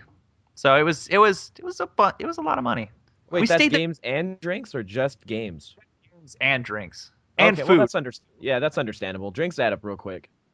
But but yeah, but that's a fun concept too. I mean, going into an arcade and actually being able to drink. But I think Rob said something about there's one in the area where he lives where it's an actual bar arcade. So like that, we don't have anything here like that. But that seems like a pretty cool concept. Yeah, I agree. But again, it comes down to, what games are you going to play though. We talked about Dave and Buster's not having great games. I could play skee ball all day. It's so addictive and fun to me. There was when I had an iPhone, there was a skee ball app for like $1 or maybe it was free. I don't even remember. I played the crap out of that skee ball app. It was Yeah, just it I was think great. It was I know which one you're talking about. It's like, does it involve like a night? No, well, the one on iPhone, I believe, was actually licensed by Skee Ball, and the physics were incredible. And like, you would earn tickets, and then you go buy like a little spider ring, and you try to collect all the items from the gift shop. It was just a great app for $1. Probably made by Zanga. Um, but anyway, yeah, but I thought that was a pretty cool story. But anybody have any stories? Anybody have anything to talk about? Because I mean that Yes, I have one thing that is exciting to me, and hopefully exciting to you guys and our listeners as well. after this, we're gonna grill Loki. We're gonna just Okay. ask All right. crazy questions. So I mentioned, I think last week, I recently got into the Batman Arkham games. I played Asylum and City both, and I thought that they were fantastic. Again, I got those on the Steam sale. And there's an article here, and what they're like reporting, I don't think is really accurate. They're thinking that this is related to a Batman reboot that's going to be themed after the Arkham Asylum universe. Maybe that's true. I think more than likely, this is just the third game news, is what we're hearing. And it's a bunch of URLs that Warner Brothers has recently purchased, and it's kind of giving us little hints as to what, either this movie or game would be about. And I thought this was really interesting. I'm not going to read them all. You guys can look it up if you want to, but there's like, I don't know, a dozen or so. And there's two main themes that I see here. One is the word universe, like the ArkhamUniverse.com, BatmanArkhamUniverse.com. They've been registering those, so it makes it sound like obviously some sort of larger Batman Arkham game is coming. But then there's another theme here where it's like Batman Arkham Legends, Batman Arkham Origins. It just sounds like a prequel or something. And I thought that was pretty cool. One rumor I read said that they think the next Arkham game is a prequel, and it's like not only the origins of Batman, but it's also starring the whole Justice League. And I was having a conversation with my friend the other day, saying, "Do you think they'll ever make a good Superman game?" Which, if you've played any of the Superman games, I don't know if there's ever been a good one. Somebody can correct me if I'm wrong. Really? There was the I don't- one on Xbox, or this current gen, put out by I think EA, based on Superman Returns. Oh, it's called Superman Returns, I believe, and it was pretty poopy. I mean, it wasn't a very good game. I bought it just because I wanted to fly around as Superman, and it was just complete waste of money. But and then there was like Superman 64, which was just an awful game as well. I think that was like one of the worst games of all time or something like that. I rented it back from I think Hollywood Video or Blockbuster back in the day, and yeah, it was just awful. So if they're doing like a Justice League themed Arkham game, my friend told me, he's like, I think the only way we'll ever see a good Superman game is if Rocksteady does it. And Rocksteady is the studio that does the Arkham Batman games. So if they're doing Justice League, it's possible you get to play as Superman, and then we get to see if they can actually make Superman fun. So I hope so. Well, that's like when they came out with the Iron Man games and stuff like that. I mean, obviously it was cool to fly around as Iron Man, but the gameplay itself was just kind of it's like a sandbox, like friggin' hey, I'm gonna shoot these guys and then I'm gonna shoot. It really didn't have a whole lot of story to it, which Superman is. I mean, has a huge story to it. So hopefully they can do something with it. I mean, yeah, I think the problem is because Batman is just a dude with gadgets, right? Whereas Superman is Superman. Mhm. So from a game design perspective, I think it's a lot harder to make Superman into a game. Because how do you make that challenging, right? When he's invincible. Exactly. Uh, Have you I mean, guys seen? Sorry, go. you can't just have every soldier wearing kryptonite armor or something. That's just stupid. So it's I think it's a really interesting challenge for a game designer. But what were you saying, Hayden? I was just gonna ask if you guys have seen like the new game that's coming out, Injustice, Gods Among Us. It's like Injustice? yeah, Injustice. let me look this up It's because I. creators of Mortal Kombat, but it's like the DC characters like Superman, Ooh. Batman, Flash. Is it injustice.com? Yes, it is. I'm clicking this. Well, they did Mortal Kombat DC Universe or something, Mhm. right? Which looked Okay. really dumb. That was a silly crossover to me, but This one, like, Uh, I've seen a couple of videos for it, and it actually looks pretty cool. Huh. It does not. Oh, God, it's on the Wii. Son of a bitch. It's also on PS3 and Xbox. Come on. yeah. Why do you got to put everything on the Wii? So this is what is it? Nether Realm Studios? Is it Oh, Nether? it is. Yeah, it is. Yeah. Yeah, it is. And what- yeah, DB Games. Oh, it's on the Wii U, not the Wii. I gotta turn this freaking sound down. Jeez. I'm watching the little trailer. I know, it looks pretty cool. I've seen like a 15-minute gameplay See though. debut of it, and it looks pretty cool. Okay, so I've seen this trailer. I've seen this. Is there any actual gameplay? This is just like a bullet time I've watched. slow-mo thing. There is Yep. towards the end of the trailer, and there is a 15-minute gameplay trailer. There's a lot of gameplay stuff on YouTube and stuff. They've got a lot of when they introduce a new character, they show off a lot of gameplay for that. They just announced actually, I think during CES, Bane and Lex Luthor were supposed to be playable characters. Huh. Ooh, this could be interesting. Oh, here's Catwoman versus the Green Arrow. This is see how it's gameplay. It says it's gameplay. I like how Superman just uppercutted the Flash like into the upper atmosphere and then smashed him back down to Earth. Brings That's him pretty back neat. down. So it's basically like kind of a spiritual successor to Mortal Kombat, just Yeah. with DC. Oh no, it people. looks pretty cool. And Yeah, it's neat. It's a neat concept. I don't know. Do you really play those games? no, Oh, it's the Arkham Asylum. Well, it's the Arkham series Catwoman. They use that character model. Oh wow. Did anyone play the Arkham games besides me? I think you I did, did. right, Hayden? Yeah. Yeah, I played a little bit of Arkham Asylum, but I never played. Well, no, I actually beat Arkham Asylum. I never played Arkham City though. Arkham City was really good. I still don't know like which one I like better because Arkham Asylum was just a lot more focused since it was an open world. I thought the narrative was tighter, but I mean Arkham City added way more content, but Yeah.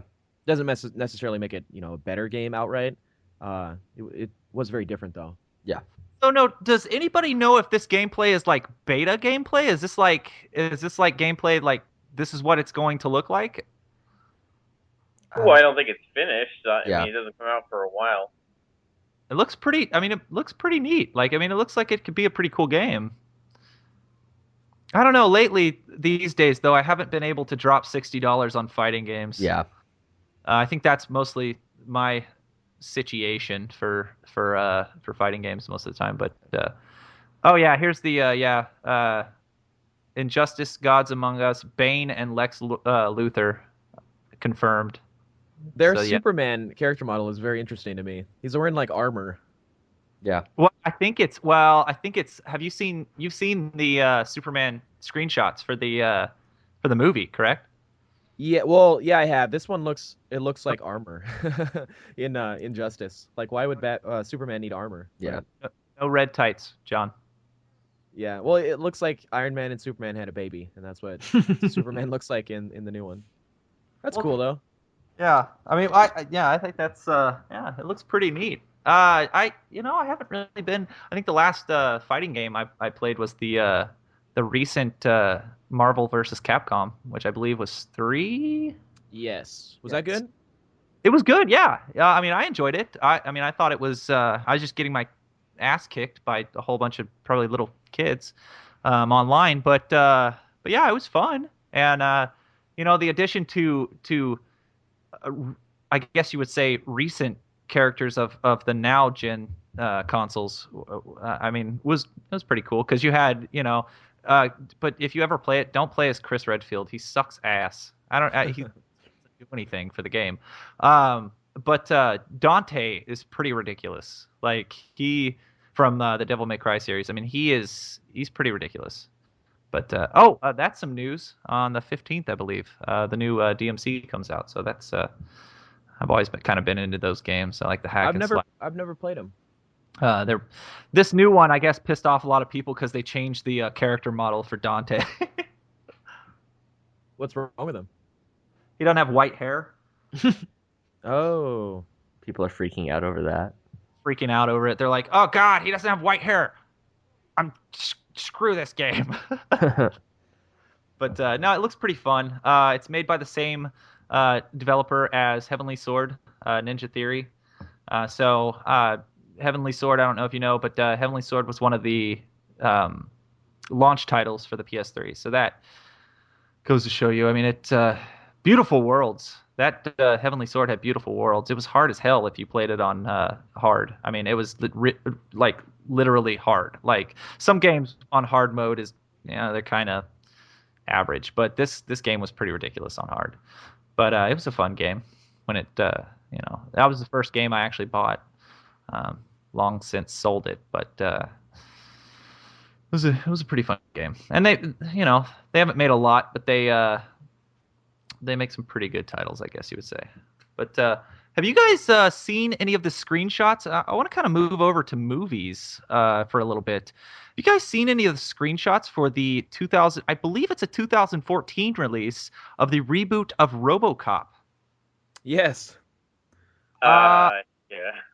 Yeah, I'm a little iffy on him. It looks like a guy literally. I don't even. You know what? I'm gonna send this. See if I can send this because if you haven't seen it, send files. You're not gonna allow. I pasted a link in the chat. Okay, It's cool. it's one of the first links that comes up when you Google RoboCop 2014. If you're listening to this, Yes, if you're in your that's- car, just imagine what RoboCop might look like in 2014. It's. Let me tell you what. Like I understand. I understand. Okay, if you're running out of ideas and you're like, man, we need to really come out with a movie. What can we do? Oh, well, we can remake RoboCop. Oh, okay. So they make like you can't do that to me. Like RoboCop was a good movie in its time. Don't remake it. Like Well, the that's new the one, he just doesn't look very iconic to me. Maybe the original RoboCop is so iconic, there's no way that like memory will ever be, topped. Hmm. But the new one, he just looks kind of generic. I don't know. I think it I, looks I really, just really hope it cheesy. I just hope it doesn't turn out like this movie of the picture that I'm sending you right now. Did you ever see this? He sent me a Silent Hill Revelation 3D picture, by the way. I haven't It was got it yet. It's still downloading.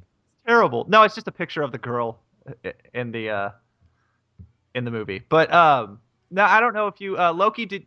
I think you guys talked a little bit about Silent Hill Revelation on OLR, and Yeah, I haven't watched Revelations yet. I mean, I saw the first one, I liked it, but it, I didn't hear good things about the second one.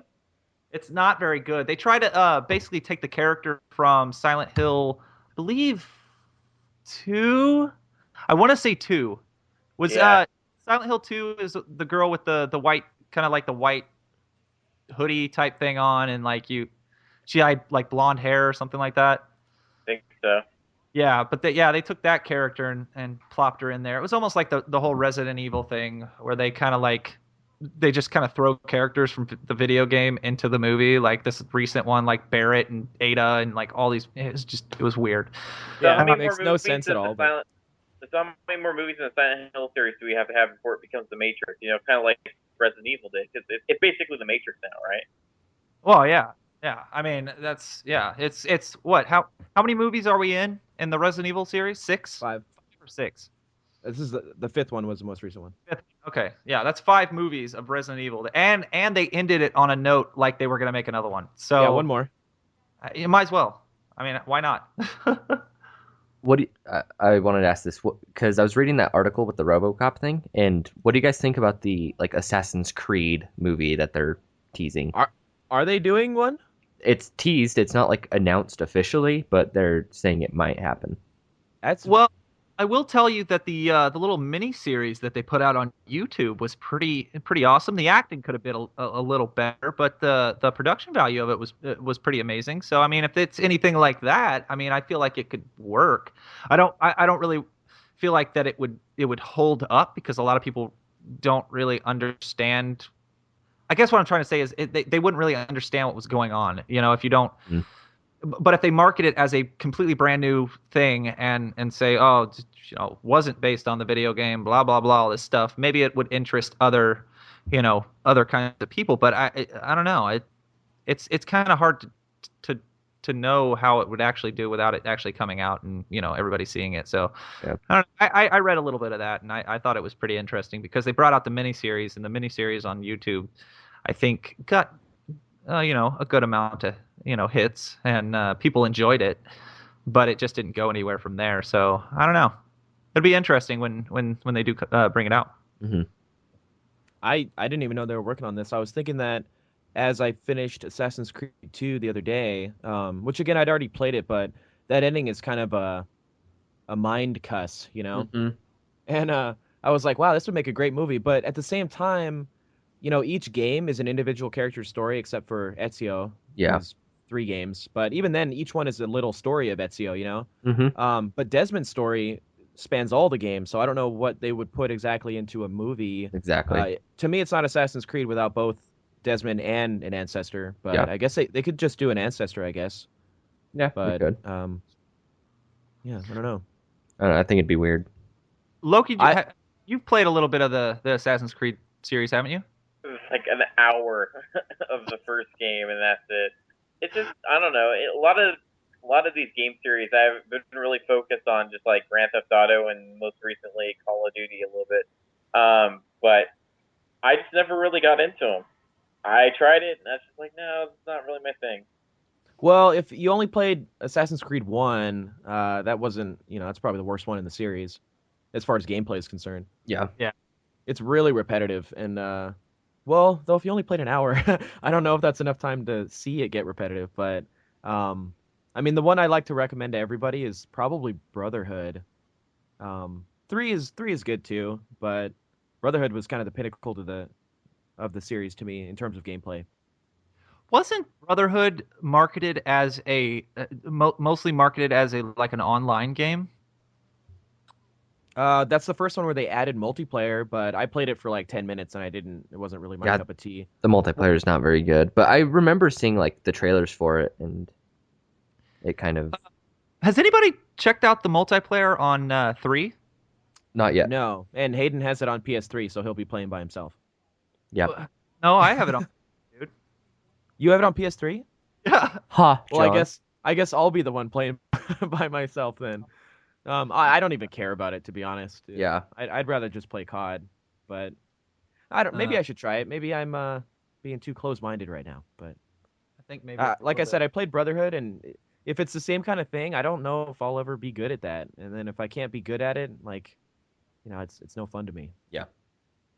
Now, John, you could actually talk to Loki all day about Grand Theft Auto. This dude is just, he loves it. I mean, all the stuff that I've heard, on the podcast and everything like that. I mean, this guy plays Grand Theft Auto like a crazy man.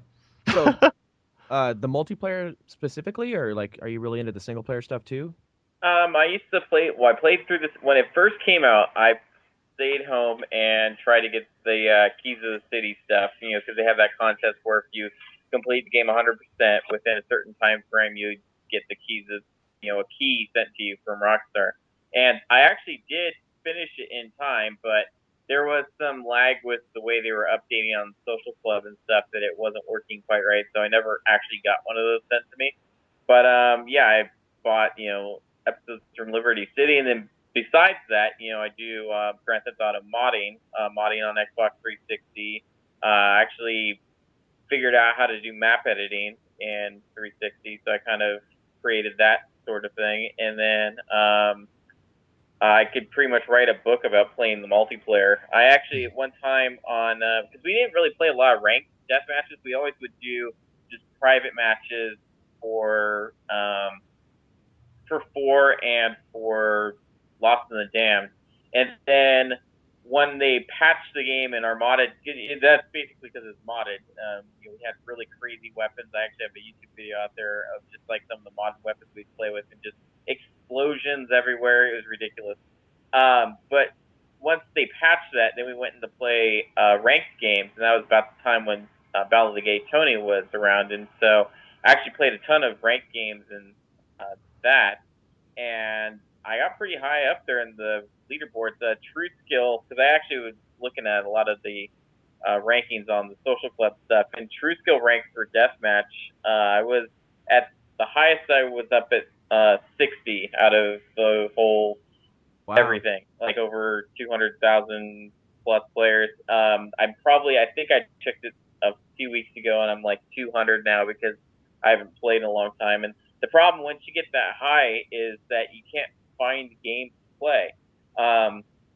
You get someone in your game, and I mean, they don't get any kills on me. I just kick the crap out of them, and they rage quit. And there's no punishment for doing that in Grand Theft Auto, so it's hard to get people to actually finish games to where you can actually rank up a little bit more. And so I'm kind of stuck right now. So when 5 comes out, I'll probably go back to it, play that quite heavily because I love the multiplayer and it was a lot of fun. Did you play Red Dead Redemption? I did a little bit. Didn't really get too far into that.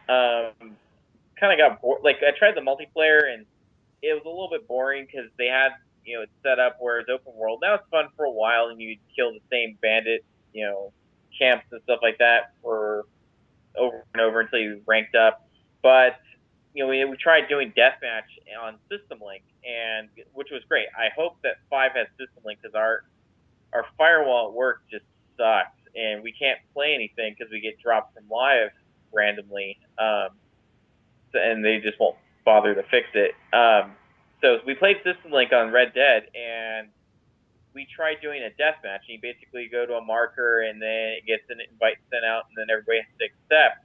And so we did that, and the game netcode was so terrible that we actually got put in the 3 separate death matches with 3 people. I'm like, Wow. well, I mean, how the hell can you not figure this out with just 3 people, connected locally? This is ridiculous. So we just kind of went on our ways with that. And I think around that time, there was another break in Grand Theft Auto where they figured out how to mod the game again, and so we kind of went back to that again. And then by that time, we had so many problems with being dropped from live, and I think we had an outage for a few weeks from live just because our network was the firewall was doing something weird.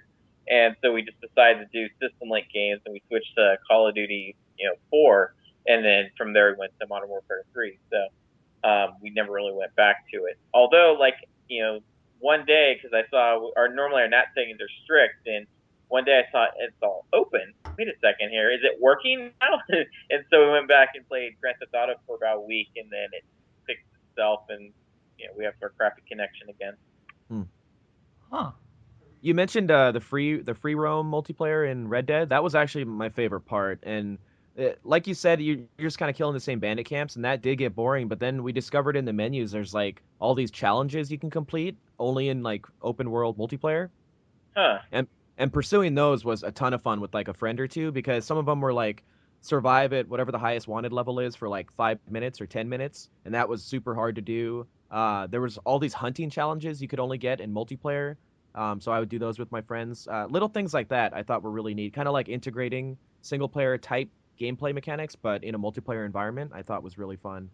Just really mixes it up, as opposed to just straight deathmatch all the time. Yeah. So I'm hoping GTA 5 has something like that. They said that they're taking a few pages, from what they've learned from Red Dead. So I just think that's, if you don't want to just play deathmatch, that's something an open world game offers over any other kind of multiplayer game, is that kind of co-op stuff. Well, I never really got into I never picked up Max Payne 3, and I know they did some interesting stuff at Deathmatch, and I know they have the crews and stuff that they created now where you can roll over to Grand Theft Auto. So I'm not really sure how that works, but it would be interesting. I definitely need to create a crew once it comes out and get some people to play with, because my coworkers unfortunately are only playing at work, and so it's hard to with our connection, it's just not going to happen. We're probably get put into some weird rage quitting, list or something like that because our connection is just crap. It just falls all the time, and right when I'm having a great game too, it's the worst. The internet gods. They don't like you, Loki. Our corporate firewall, they don't like us. Trying to get our net guy who actually plays with us now, and I've been trying to get him. I'm like, come on, man, just put our systems in a DMZ or something, and just not gonna do. He's like, oh, it's not gonna make a difference. I'm like, listen, it worked for 3 days and you didn't do anything, so look at the logs or something, figure out what happened, and he's just not gonna do it. I think it's because when we played Grand Theft Auto once while it was working with him, he's like, I hate this game because he's not good at it. And so I think that's what it is he's not motivated to, get us back on that game because he's just going to get his ass kicked every single time. Whereas Modern Warfare 3, sometimes he has a chance to win, but Grand Theft Auto was bad. Like, there was no winning for them. Yeah, that's the whole thing with people not wanting to do what you want them to do, and people that sometimes more than they know about the same thing that they're doing. That happens a lot in the workforce. We're gonna actually go right now and ask you a couple questions, Loki, if you wanna answer them, if you'd be so Sure. kind. Well, we heard Rob's story on how his long story on how he got started with podcasting, which was amazing. And so we want to know your side of the story. How did you get started with it? Well, at the time, I had been part of a group called the Sacramentals, which was like a local DDR group. I think I'd gone to Golfland, and it actually even back up even further. So the first time I saw Dance Dance Revolution was at Fanime, which is an anime convention down in Santa Clara. Well, it's down in San Jose, but Santa Clara, California. And I'd never seen anything like that before, and I was like, holy crap, this is great. And so when I got back home, I was trying to figure out where they had this machine to play on, and found out our local arcade had it there. And so I went down to our local golf land and played on it for a bit and just kind of learned how to do it. And actually, it had imported some PS2 versions for my PlayStation, or actually, yeah, the PlayStation 1 version. So I think Fourth Mix was the first one I got. And so I imported that from Japan and got some, soft pads I had modded to, be on boards and stuff like that, and kind of tried to learn to play. And so when I went down to the golf land, I had met up with, Rob and Jamie and some other people down there, and just kind of learned about this group. And of these people who played Dance Dance Revolution. So I joined their forums and stuff. And I think I'd gone to their house a few times. They'd do like parties, and I'd bring my PC with me with sim files from Dance with Intensity was the first sim that they had, I think, running that, and brought that with me, and then eventually Stepmania and that kind of stuff. And at one time, I remember I saw I think it was one of their signatures or something like that, saying that they're going to do a radio show. And I don't even remember why I went to it, but I went to it, and I just kept coming back each week, and because it's fun, you get to talk about Dance Dance Revolution. And so, after a while, they finally said, "Hey, you're here like every week and stuff, and you contribute to the show. Why don't we're going to go ahead and make you a host." And so, did that, and eventually I had moved in with Rob. We got an apartment once I moved out of my house, my parents' house, and so we were actually living together for a while. And then eventually that ended once I married my wife, or I guess got engaged. And we've been doing the show ever since. So kind of got through into podcasting when the show decided to go the podcasting route.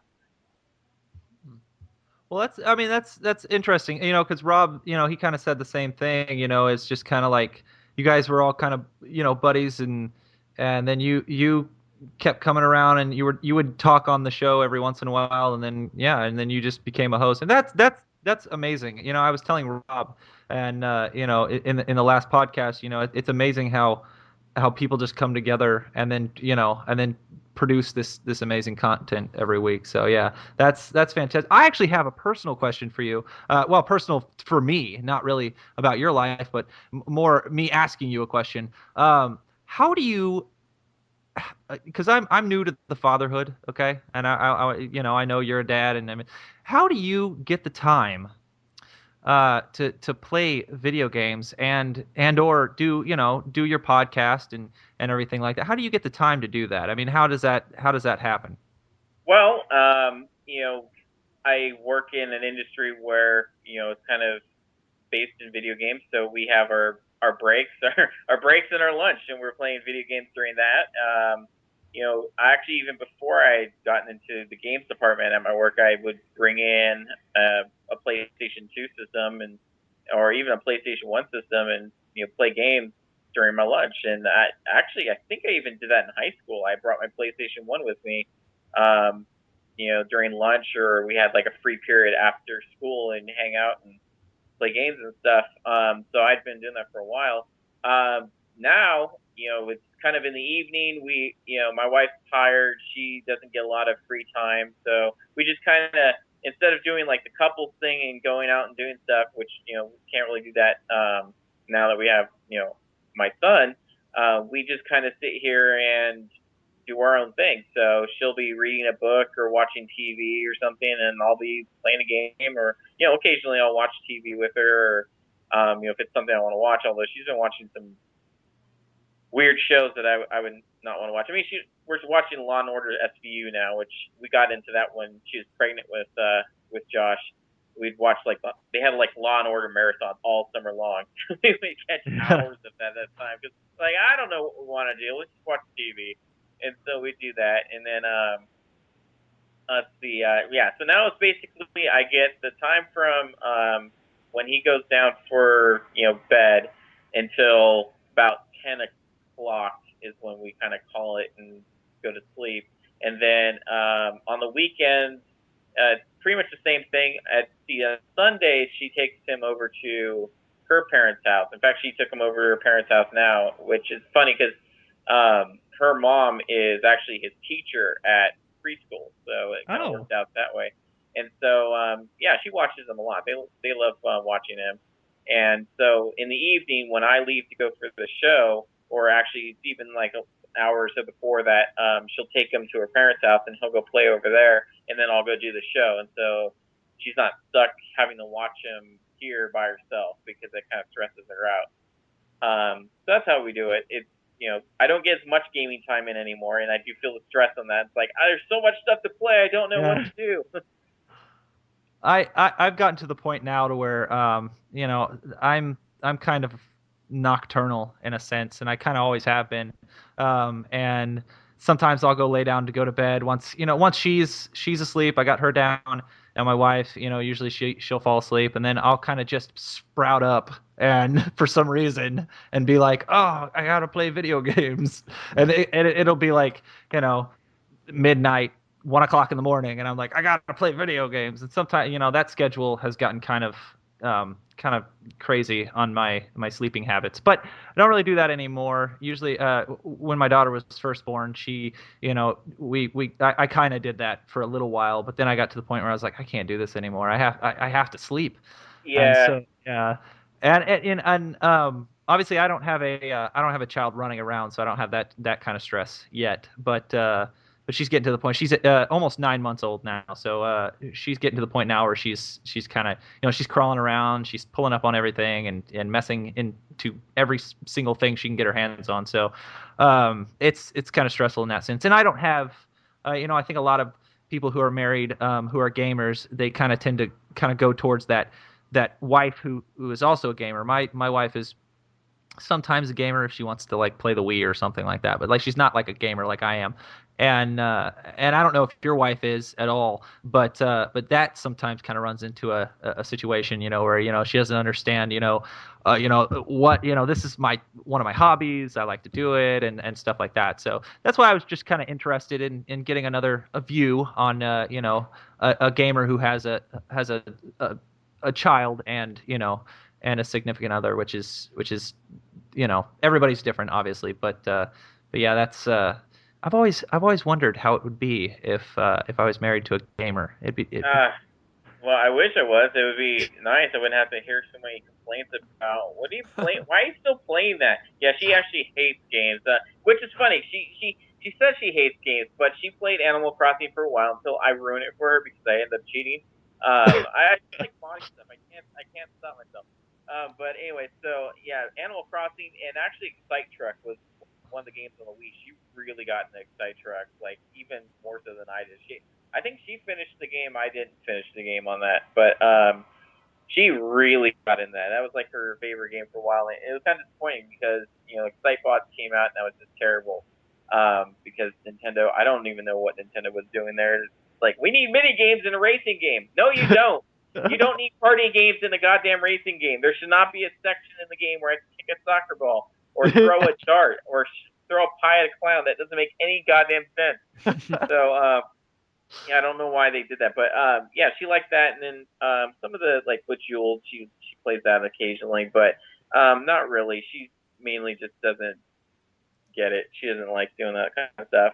But I mean, that's not to say that something won't come down the road and she'll want to play it, but she just doesn't have a good, easy time doing it. Fable, I want to see she played Fable a bit, and she kind of liked that, but or Fable 2, I think it was, and so she liked that a bit. But yeah, she doesn't really game. Yeah, it's my wife doesn't get the she doesn't get the well, I guess of the newer games. She doesn't get how to move the character and move the camera at the same time. She doesn't get that concept. So she just gets really frustrated and she goes, "Oh, yeah, I don't want to play this." And so like it's just like I don't understand. Well, I don't understand it because I've been playing games forever, but I guess I could see the aspect of it. I mean, because she kind of grew up on Nintendo and like Super Nintendo and 64 and stuff like that, and she loved those games. But when you get to the point of I guess 64 you kind of had an independent camera too at times, but I think these newer games she just doesn't understand them. She's like, these are too realistic. I don't understand them. And you have to move a camera and move your character at the same time. That's ridiculous. So yeah. But no, I was playing Minecraft one day and she came out. My computer and gaming systems, everything. My garage is kind of fortified it into this kind of like area where I come out. It's like my area for gaming and stuff. And so like she came out one day and she's like, "What are you doing?" And I'm like, "I'm playing Minecraft." And she's like, "But what are you doing?" And I'm like, "I'm building a house." "Why are you building a house?" "Well, because I have to get in the house so the creepers don't get me." "There's creepers in this game? That's so weird. What is going on?" And I'm like, she just doesn't understand the concept of like, but Minecraft, I guess, is a special taste for certain people. I mean, I think a lot of, people would think that, it's Minecraft. If you don't play Minecraft, you know, you just don't like that sort of a game. But I mean, I enjoy Minecraft, and obviously, I will plug the awesome VOG Network server, which I have noticed, Loki. It's kind of it's it's a little on the fritz. Really? Yeah, well, I the last I haven't played on it in a while, so.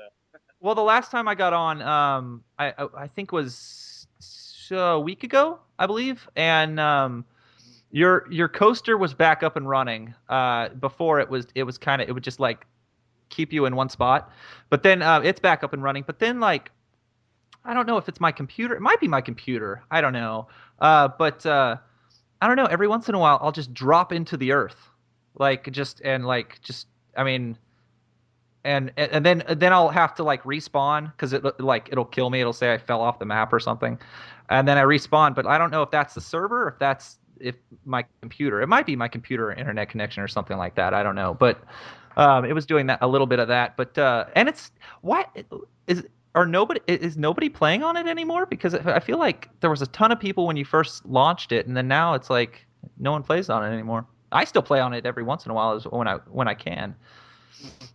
I haven't played on it I haven't played on it in a couple weeks just because I've been trying to. I was just playing Minecraft a lot, So I was Yeah. trying to like do different things, and I bought Final Fantasy 11, which I actually haven't been playing that too much either. But I may play it a little bit more. I don't even know if I want to because that's like I know I'm not going to continue past this month. But so I was taking a break from it, and the whole roller coaster thing not working. That was a plug-in issue because I had some it was Craft Book, the Rails or Vehicles plugin, and they have I guess it's a switch direction track, which is a track that's on top of a clock or a clock brick or clock block, and so it would it's basically just kept reversing direction back and forth. That's why I wasn't moving. So once I took that out of there, I won't put it back until I reassign everything. But once I took that out, it started working again. And also, we had a problem with the plugins not working for a while there because I was tweaking all these plugins to get them to work because I was having the hardest time getting the mob arena to work. And then I got it all working, and I was like, why can't I get this stuff working? Oh, I forgot to reinstall the permission plugin. Oops. So once I reinstalled that, oh hey, like it all works again. Yay. So I was just having an issue with doing plugins and stuff. And actually I was looking at switching over to Tekkit at some point once ever they get that update, because I want to run Flans mod in there with guns and planes and vehicles and stuff like that. It would be kind of fun. But Ooh. I may not do that because right now it's really hard to get that to work, and they don't have the Tekkit server is not new enough. It's like 1.3 or something. It's really really old, and I'd have to scrap the whole world basically that we have now. So I'm probably not gonna do that. I'll wait until they're supposed to be updating the client soon, where they're gonna have it easier to implement mods. So once they do that, that might be a little bit easier to get what we want. But for now, I have like this mob arena and stuff, and I even have a website, bog-minecraft.com, because I was an idiot and I signed up bogminecraft.com on this other hosting site, and then they wanted a ton of money to use the name and forward it and stuff, and so I was like, okay, screw this, and went somewhere else cheaper, but I couldn't transfer the name over because it was brand new, and so I just had to do bog-minecraft.com, and all that's there right now is just a template for a WordPress page. I haven't even bothered working on it yet. And then of course we have our dynamic map that's hidden away on the server somewhere that you can actually check out what people are building and see all that stuff. And I actually have to redo that tonight. Have to have it work because it doesn't work well with World Edit.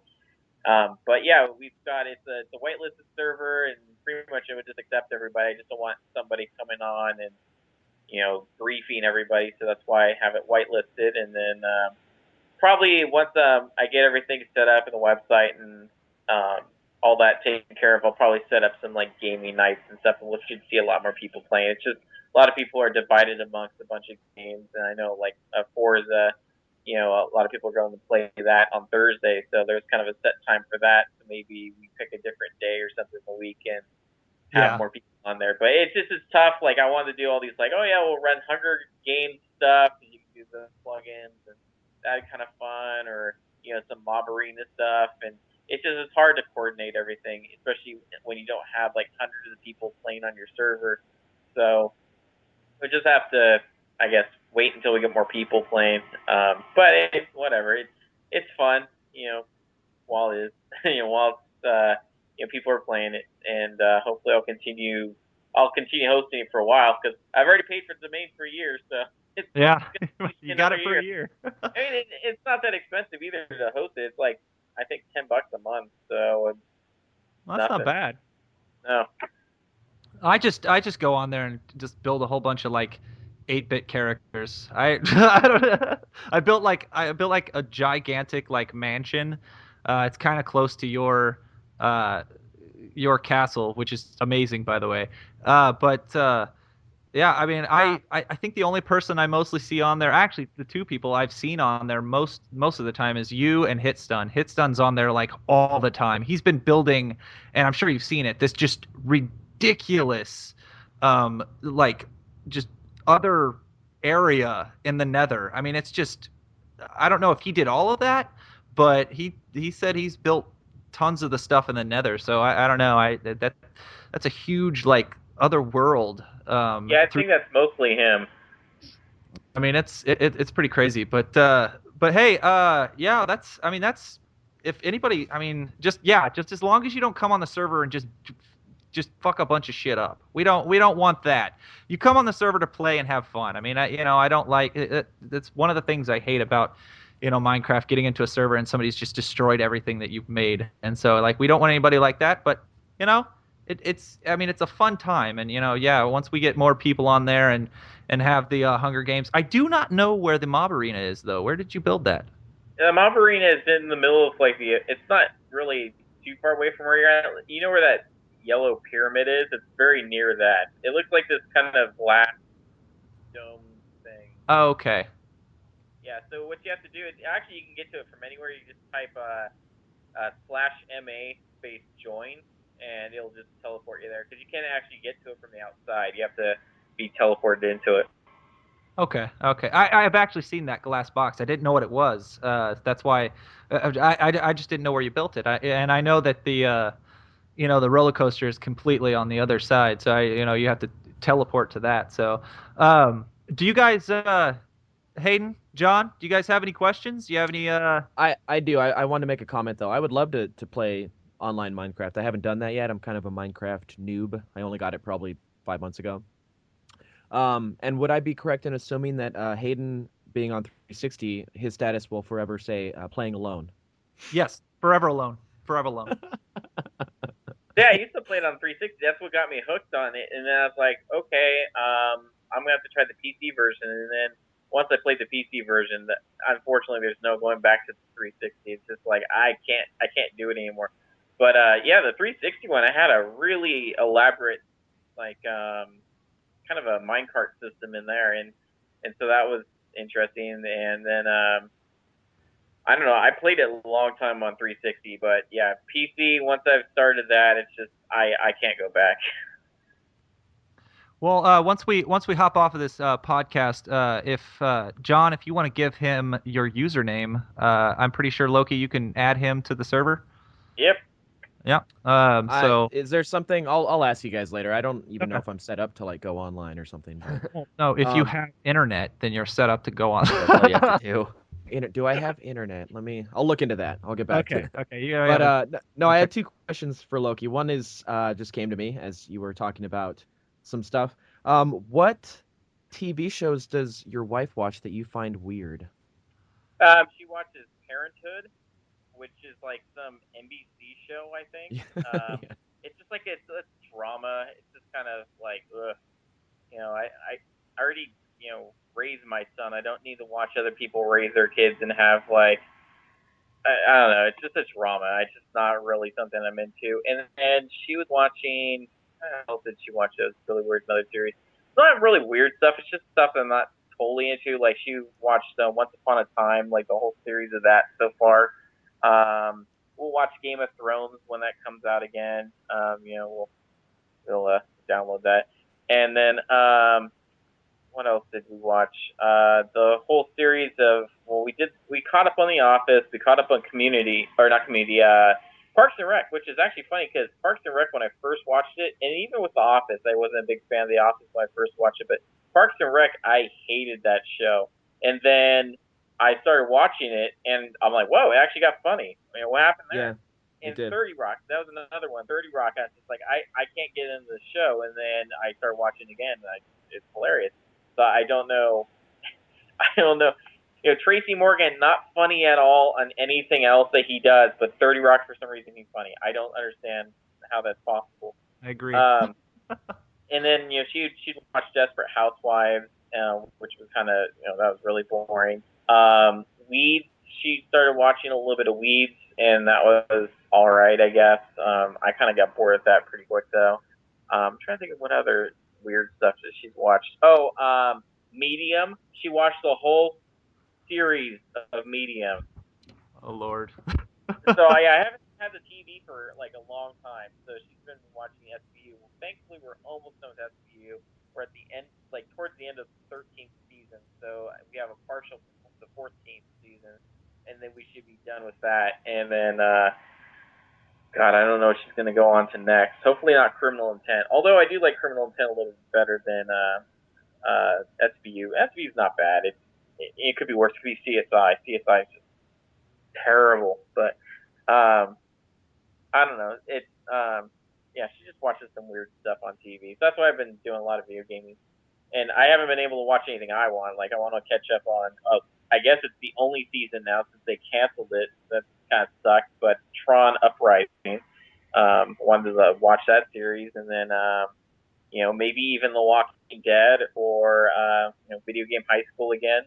Speaking of which, Video Game High School Season 2 Kickstarter just launched yesterday. Already pledged. I'm excited about that. I'm like, well, I got to get it the DVD at the very least. I wish I had more money to throw at it, but I don't, and I don't know if I really need all that stuff. Because I'm kind of disappointed. I got the poster last time. I mean, I wear the T-shirt all the time, but the poster is like super tiny. I was kind of disappointed on that, but Did you see yeah, oh no, I was just gonna say, did you see the if you pledged like I don't know, it was like $1,000 or something like that? No, it was more than 1,000. And then Freddie would like show up on an unannounced day and give you donuts.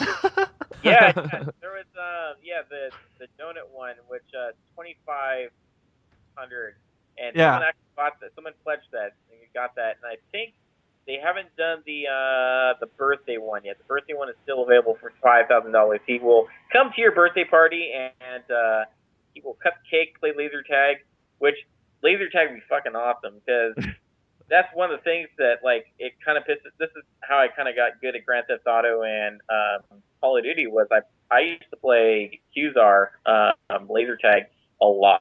That was before I got into Dance Dance Revolution stuff. Is I used to play Qzar even from when I was in high school and for years, and I was really good at that, and still am. But a lot of tactics I learned in that, what they call arena awareness, basically tracking people when you don't see them and kind of predicting where they're going and stuff like that. That's how some of that stuff I use in Call of Duty, and I kind of, I'll be tracking in my head where multiple people are going at one time, just kind of guessing where they're at, and usually I'm right. And so, I don't know, all this stuff ties in together. It's kind of fun. That's actually like my favorite part of Call of Duty is kind of the mental games you play with people, and Mm-hmm. Yeah, like when you actually flank and counter somebody and outwit somebody, rather than just being a god on the controller. I think it's more fun to play smart and then win that way. More rewarding, Uh, anyways. I want to. This is a breaking news update. The Miss America something or other is on ABC right now, and they're all in bathing suits. Oh my gosh. Breaking My update. favorite part's when Uh, they ask him the questions. That's just the most yeah, entertaining part. you're like, good lord, is all you have going for you is your looks? Then that's sad. Well, if you're Some of gonna them. draw comparisons to like an RPG, when a human is made, I think you only get so many attribute points to go to certain places. If they're the most beautiful people in the world, maybe they didn't get any attribute points for wisdom I'm or whatever. specking all charisma. Yeah. All charisma. Uh, Yeah. Uh, Hayden, do you have anything to add? yeah. I just wanted to ask him. So, are you like a PC player or a console player? That's kind of the beginning of Um, the question. mainly console, but I have been getting in the PC stuff lately just because I have a ton of crap in Steam that I keep buying things. Like I probably have like this whole THQ library now thanks to all these different sales. So I need to start playing PC a little bit more. I've got a ton of indie games. This year so far, I only have marked like 3 games I'm getting. Grand Theft Auto 5, maybe Bioshock Infinite. I'm kind of on the fence of that, but probably will end up picking up Bioshock Infinite. And my guilty pleasure game, Earth Defense Force 2025. Nice. I love Earth Defense Force, man. That series is so much fun. It's just I the only thing though, see, it just came out on the Vita. They have the Earth Defense Force 2017 portable, but I can't pick that up on the Vita because it's $40. I mean, it's not even worth. It's not worth $40 for that. I'll just wait for 2025 because that's gonna be fantastic. Insect Armageddon is kind of a letdown because they didn't really support it after only had a few levels and they didn't support it after it came out. They had a little bit of DLC, but it was just some guns. Um, the 2025 is going to be fantastic because it's Sandlot doing it again, and I must have played Earth Defense Force 2017 for over 100 hours, and I don't think I beat it yet. At least not all the difficulties. Wow. Yeah, that's I can say the same thing about the Borderlands series. I don't even want to tell you how many hours. I actually don't even know how many hours I put into Borderlands 2. I've beaten it. I've beaten the story mode I think 3 times now. So it's probably a lot of hours. I think the last time I looked it said something like uh almost 3 days. So I Wow. mean, Wow. yeah, yeah. So that's quite a bit of hours for Borderlands, I guess you would say. But I'm just waiting for them to raise the freaking level cap. This shit is ridiculous. They raised the level cap in the second DLC on the first game, and they still haven't yet to raise the level cap. So I'm still staying at 50, which is just ridiculous. Hmm. But yeah, I dabbled in Earth Defense Force. I haven't played enough of it to really catch a hold of it, but I'm actually that's one of the games on my list of picking up again and playing because what I played was really fun. So, It's pretty awesome. Hayden, do you have anything else? I was gonna ask what his like most anticipated games for 2013 was, but he kind of answered that one. Yeah, Yeah. yeah. One. Grand Theft Auto 5, without a doubt. That's the thing. Thankfully, that is at the end of my 3 games that I'll be getting because once Grand Theft Auto 5 comes out, I don't think I'll be playing anything else other than Grand Theft Auto 5. Yeah, I don't even know. Like these new systems coming out, I'll probably have to pick up a new Xbox, when that comes out. I'm not even sure. See, like I've been kind of curious, or cautious, I should say, about picking up new consoles just because like especially with the Wii, the Wii U. I don't play my Wii. I haven't played my Wii in years, and the Wii U I probably won't pick up because there's nothing I really want on it. And even like I got the 3DS launch and the Vita launch. 3DS I sold because I wasn't playing anything on it, and the Vita I was kind of questioning myself actually yesterday, going, do I want to keep this? I'm in waiting for a Grand Theft Auto game on it because I know that they're going to do one at some point. So I'm kind of waiting for that. I got what was it that Retro City Rampage, which is okay, but I'm just really waiting for something to come onto the Vita that's decent. Because a lot of the games I was looking forward to, like the Call of Duty game and Resistance, both sucked. So I thankfully didn't pick those up. I waited for the reviews on that. And I may get rid of the Vita because I'm just not using it. So,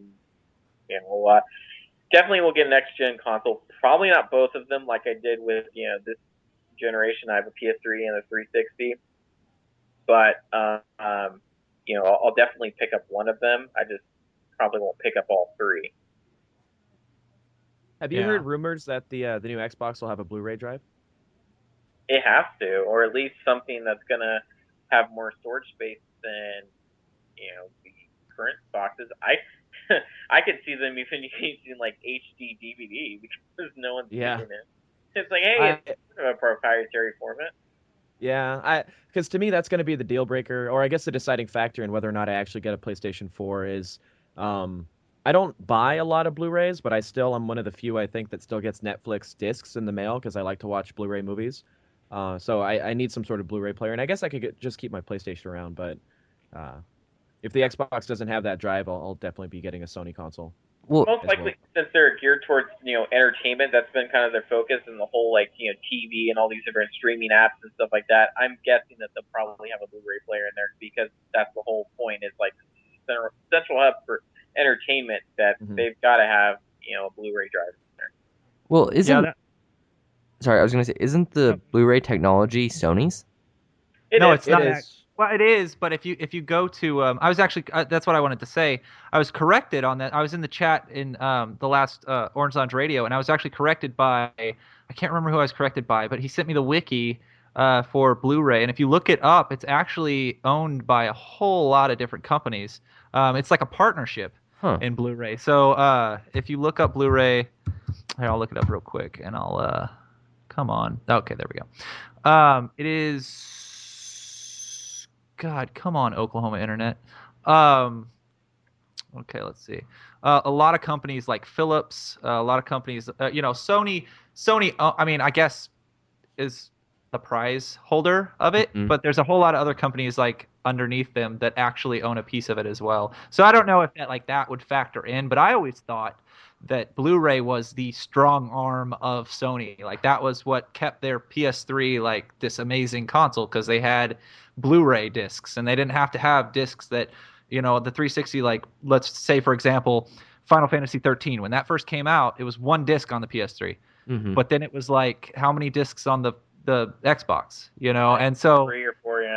Yeah, and so I think that's why I thought it was only that. But at the same time, I heard rumors in the past that Sony and Microsoft were working together to make some sort of a Kinect TV. So I don't know. I mean, you never know. I mean, it's we all think these companies hate each other, but at the same time, they're companies and they're competing for the same audience. So it's I think all business. I don't really think it's all that much. But I do agree that if the Blu-ray drive is not in the 720 or whatever you want to call it, then it would be it'd definitely be a system seller for me if it had a Blu-ray drive. So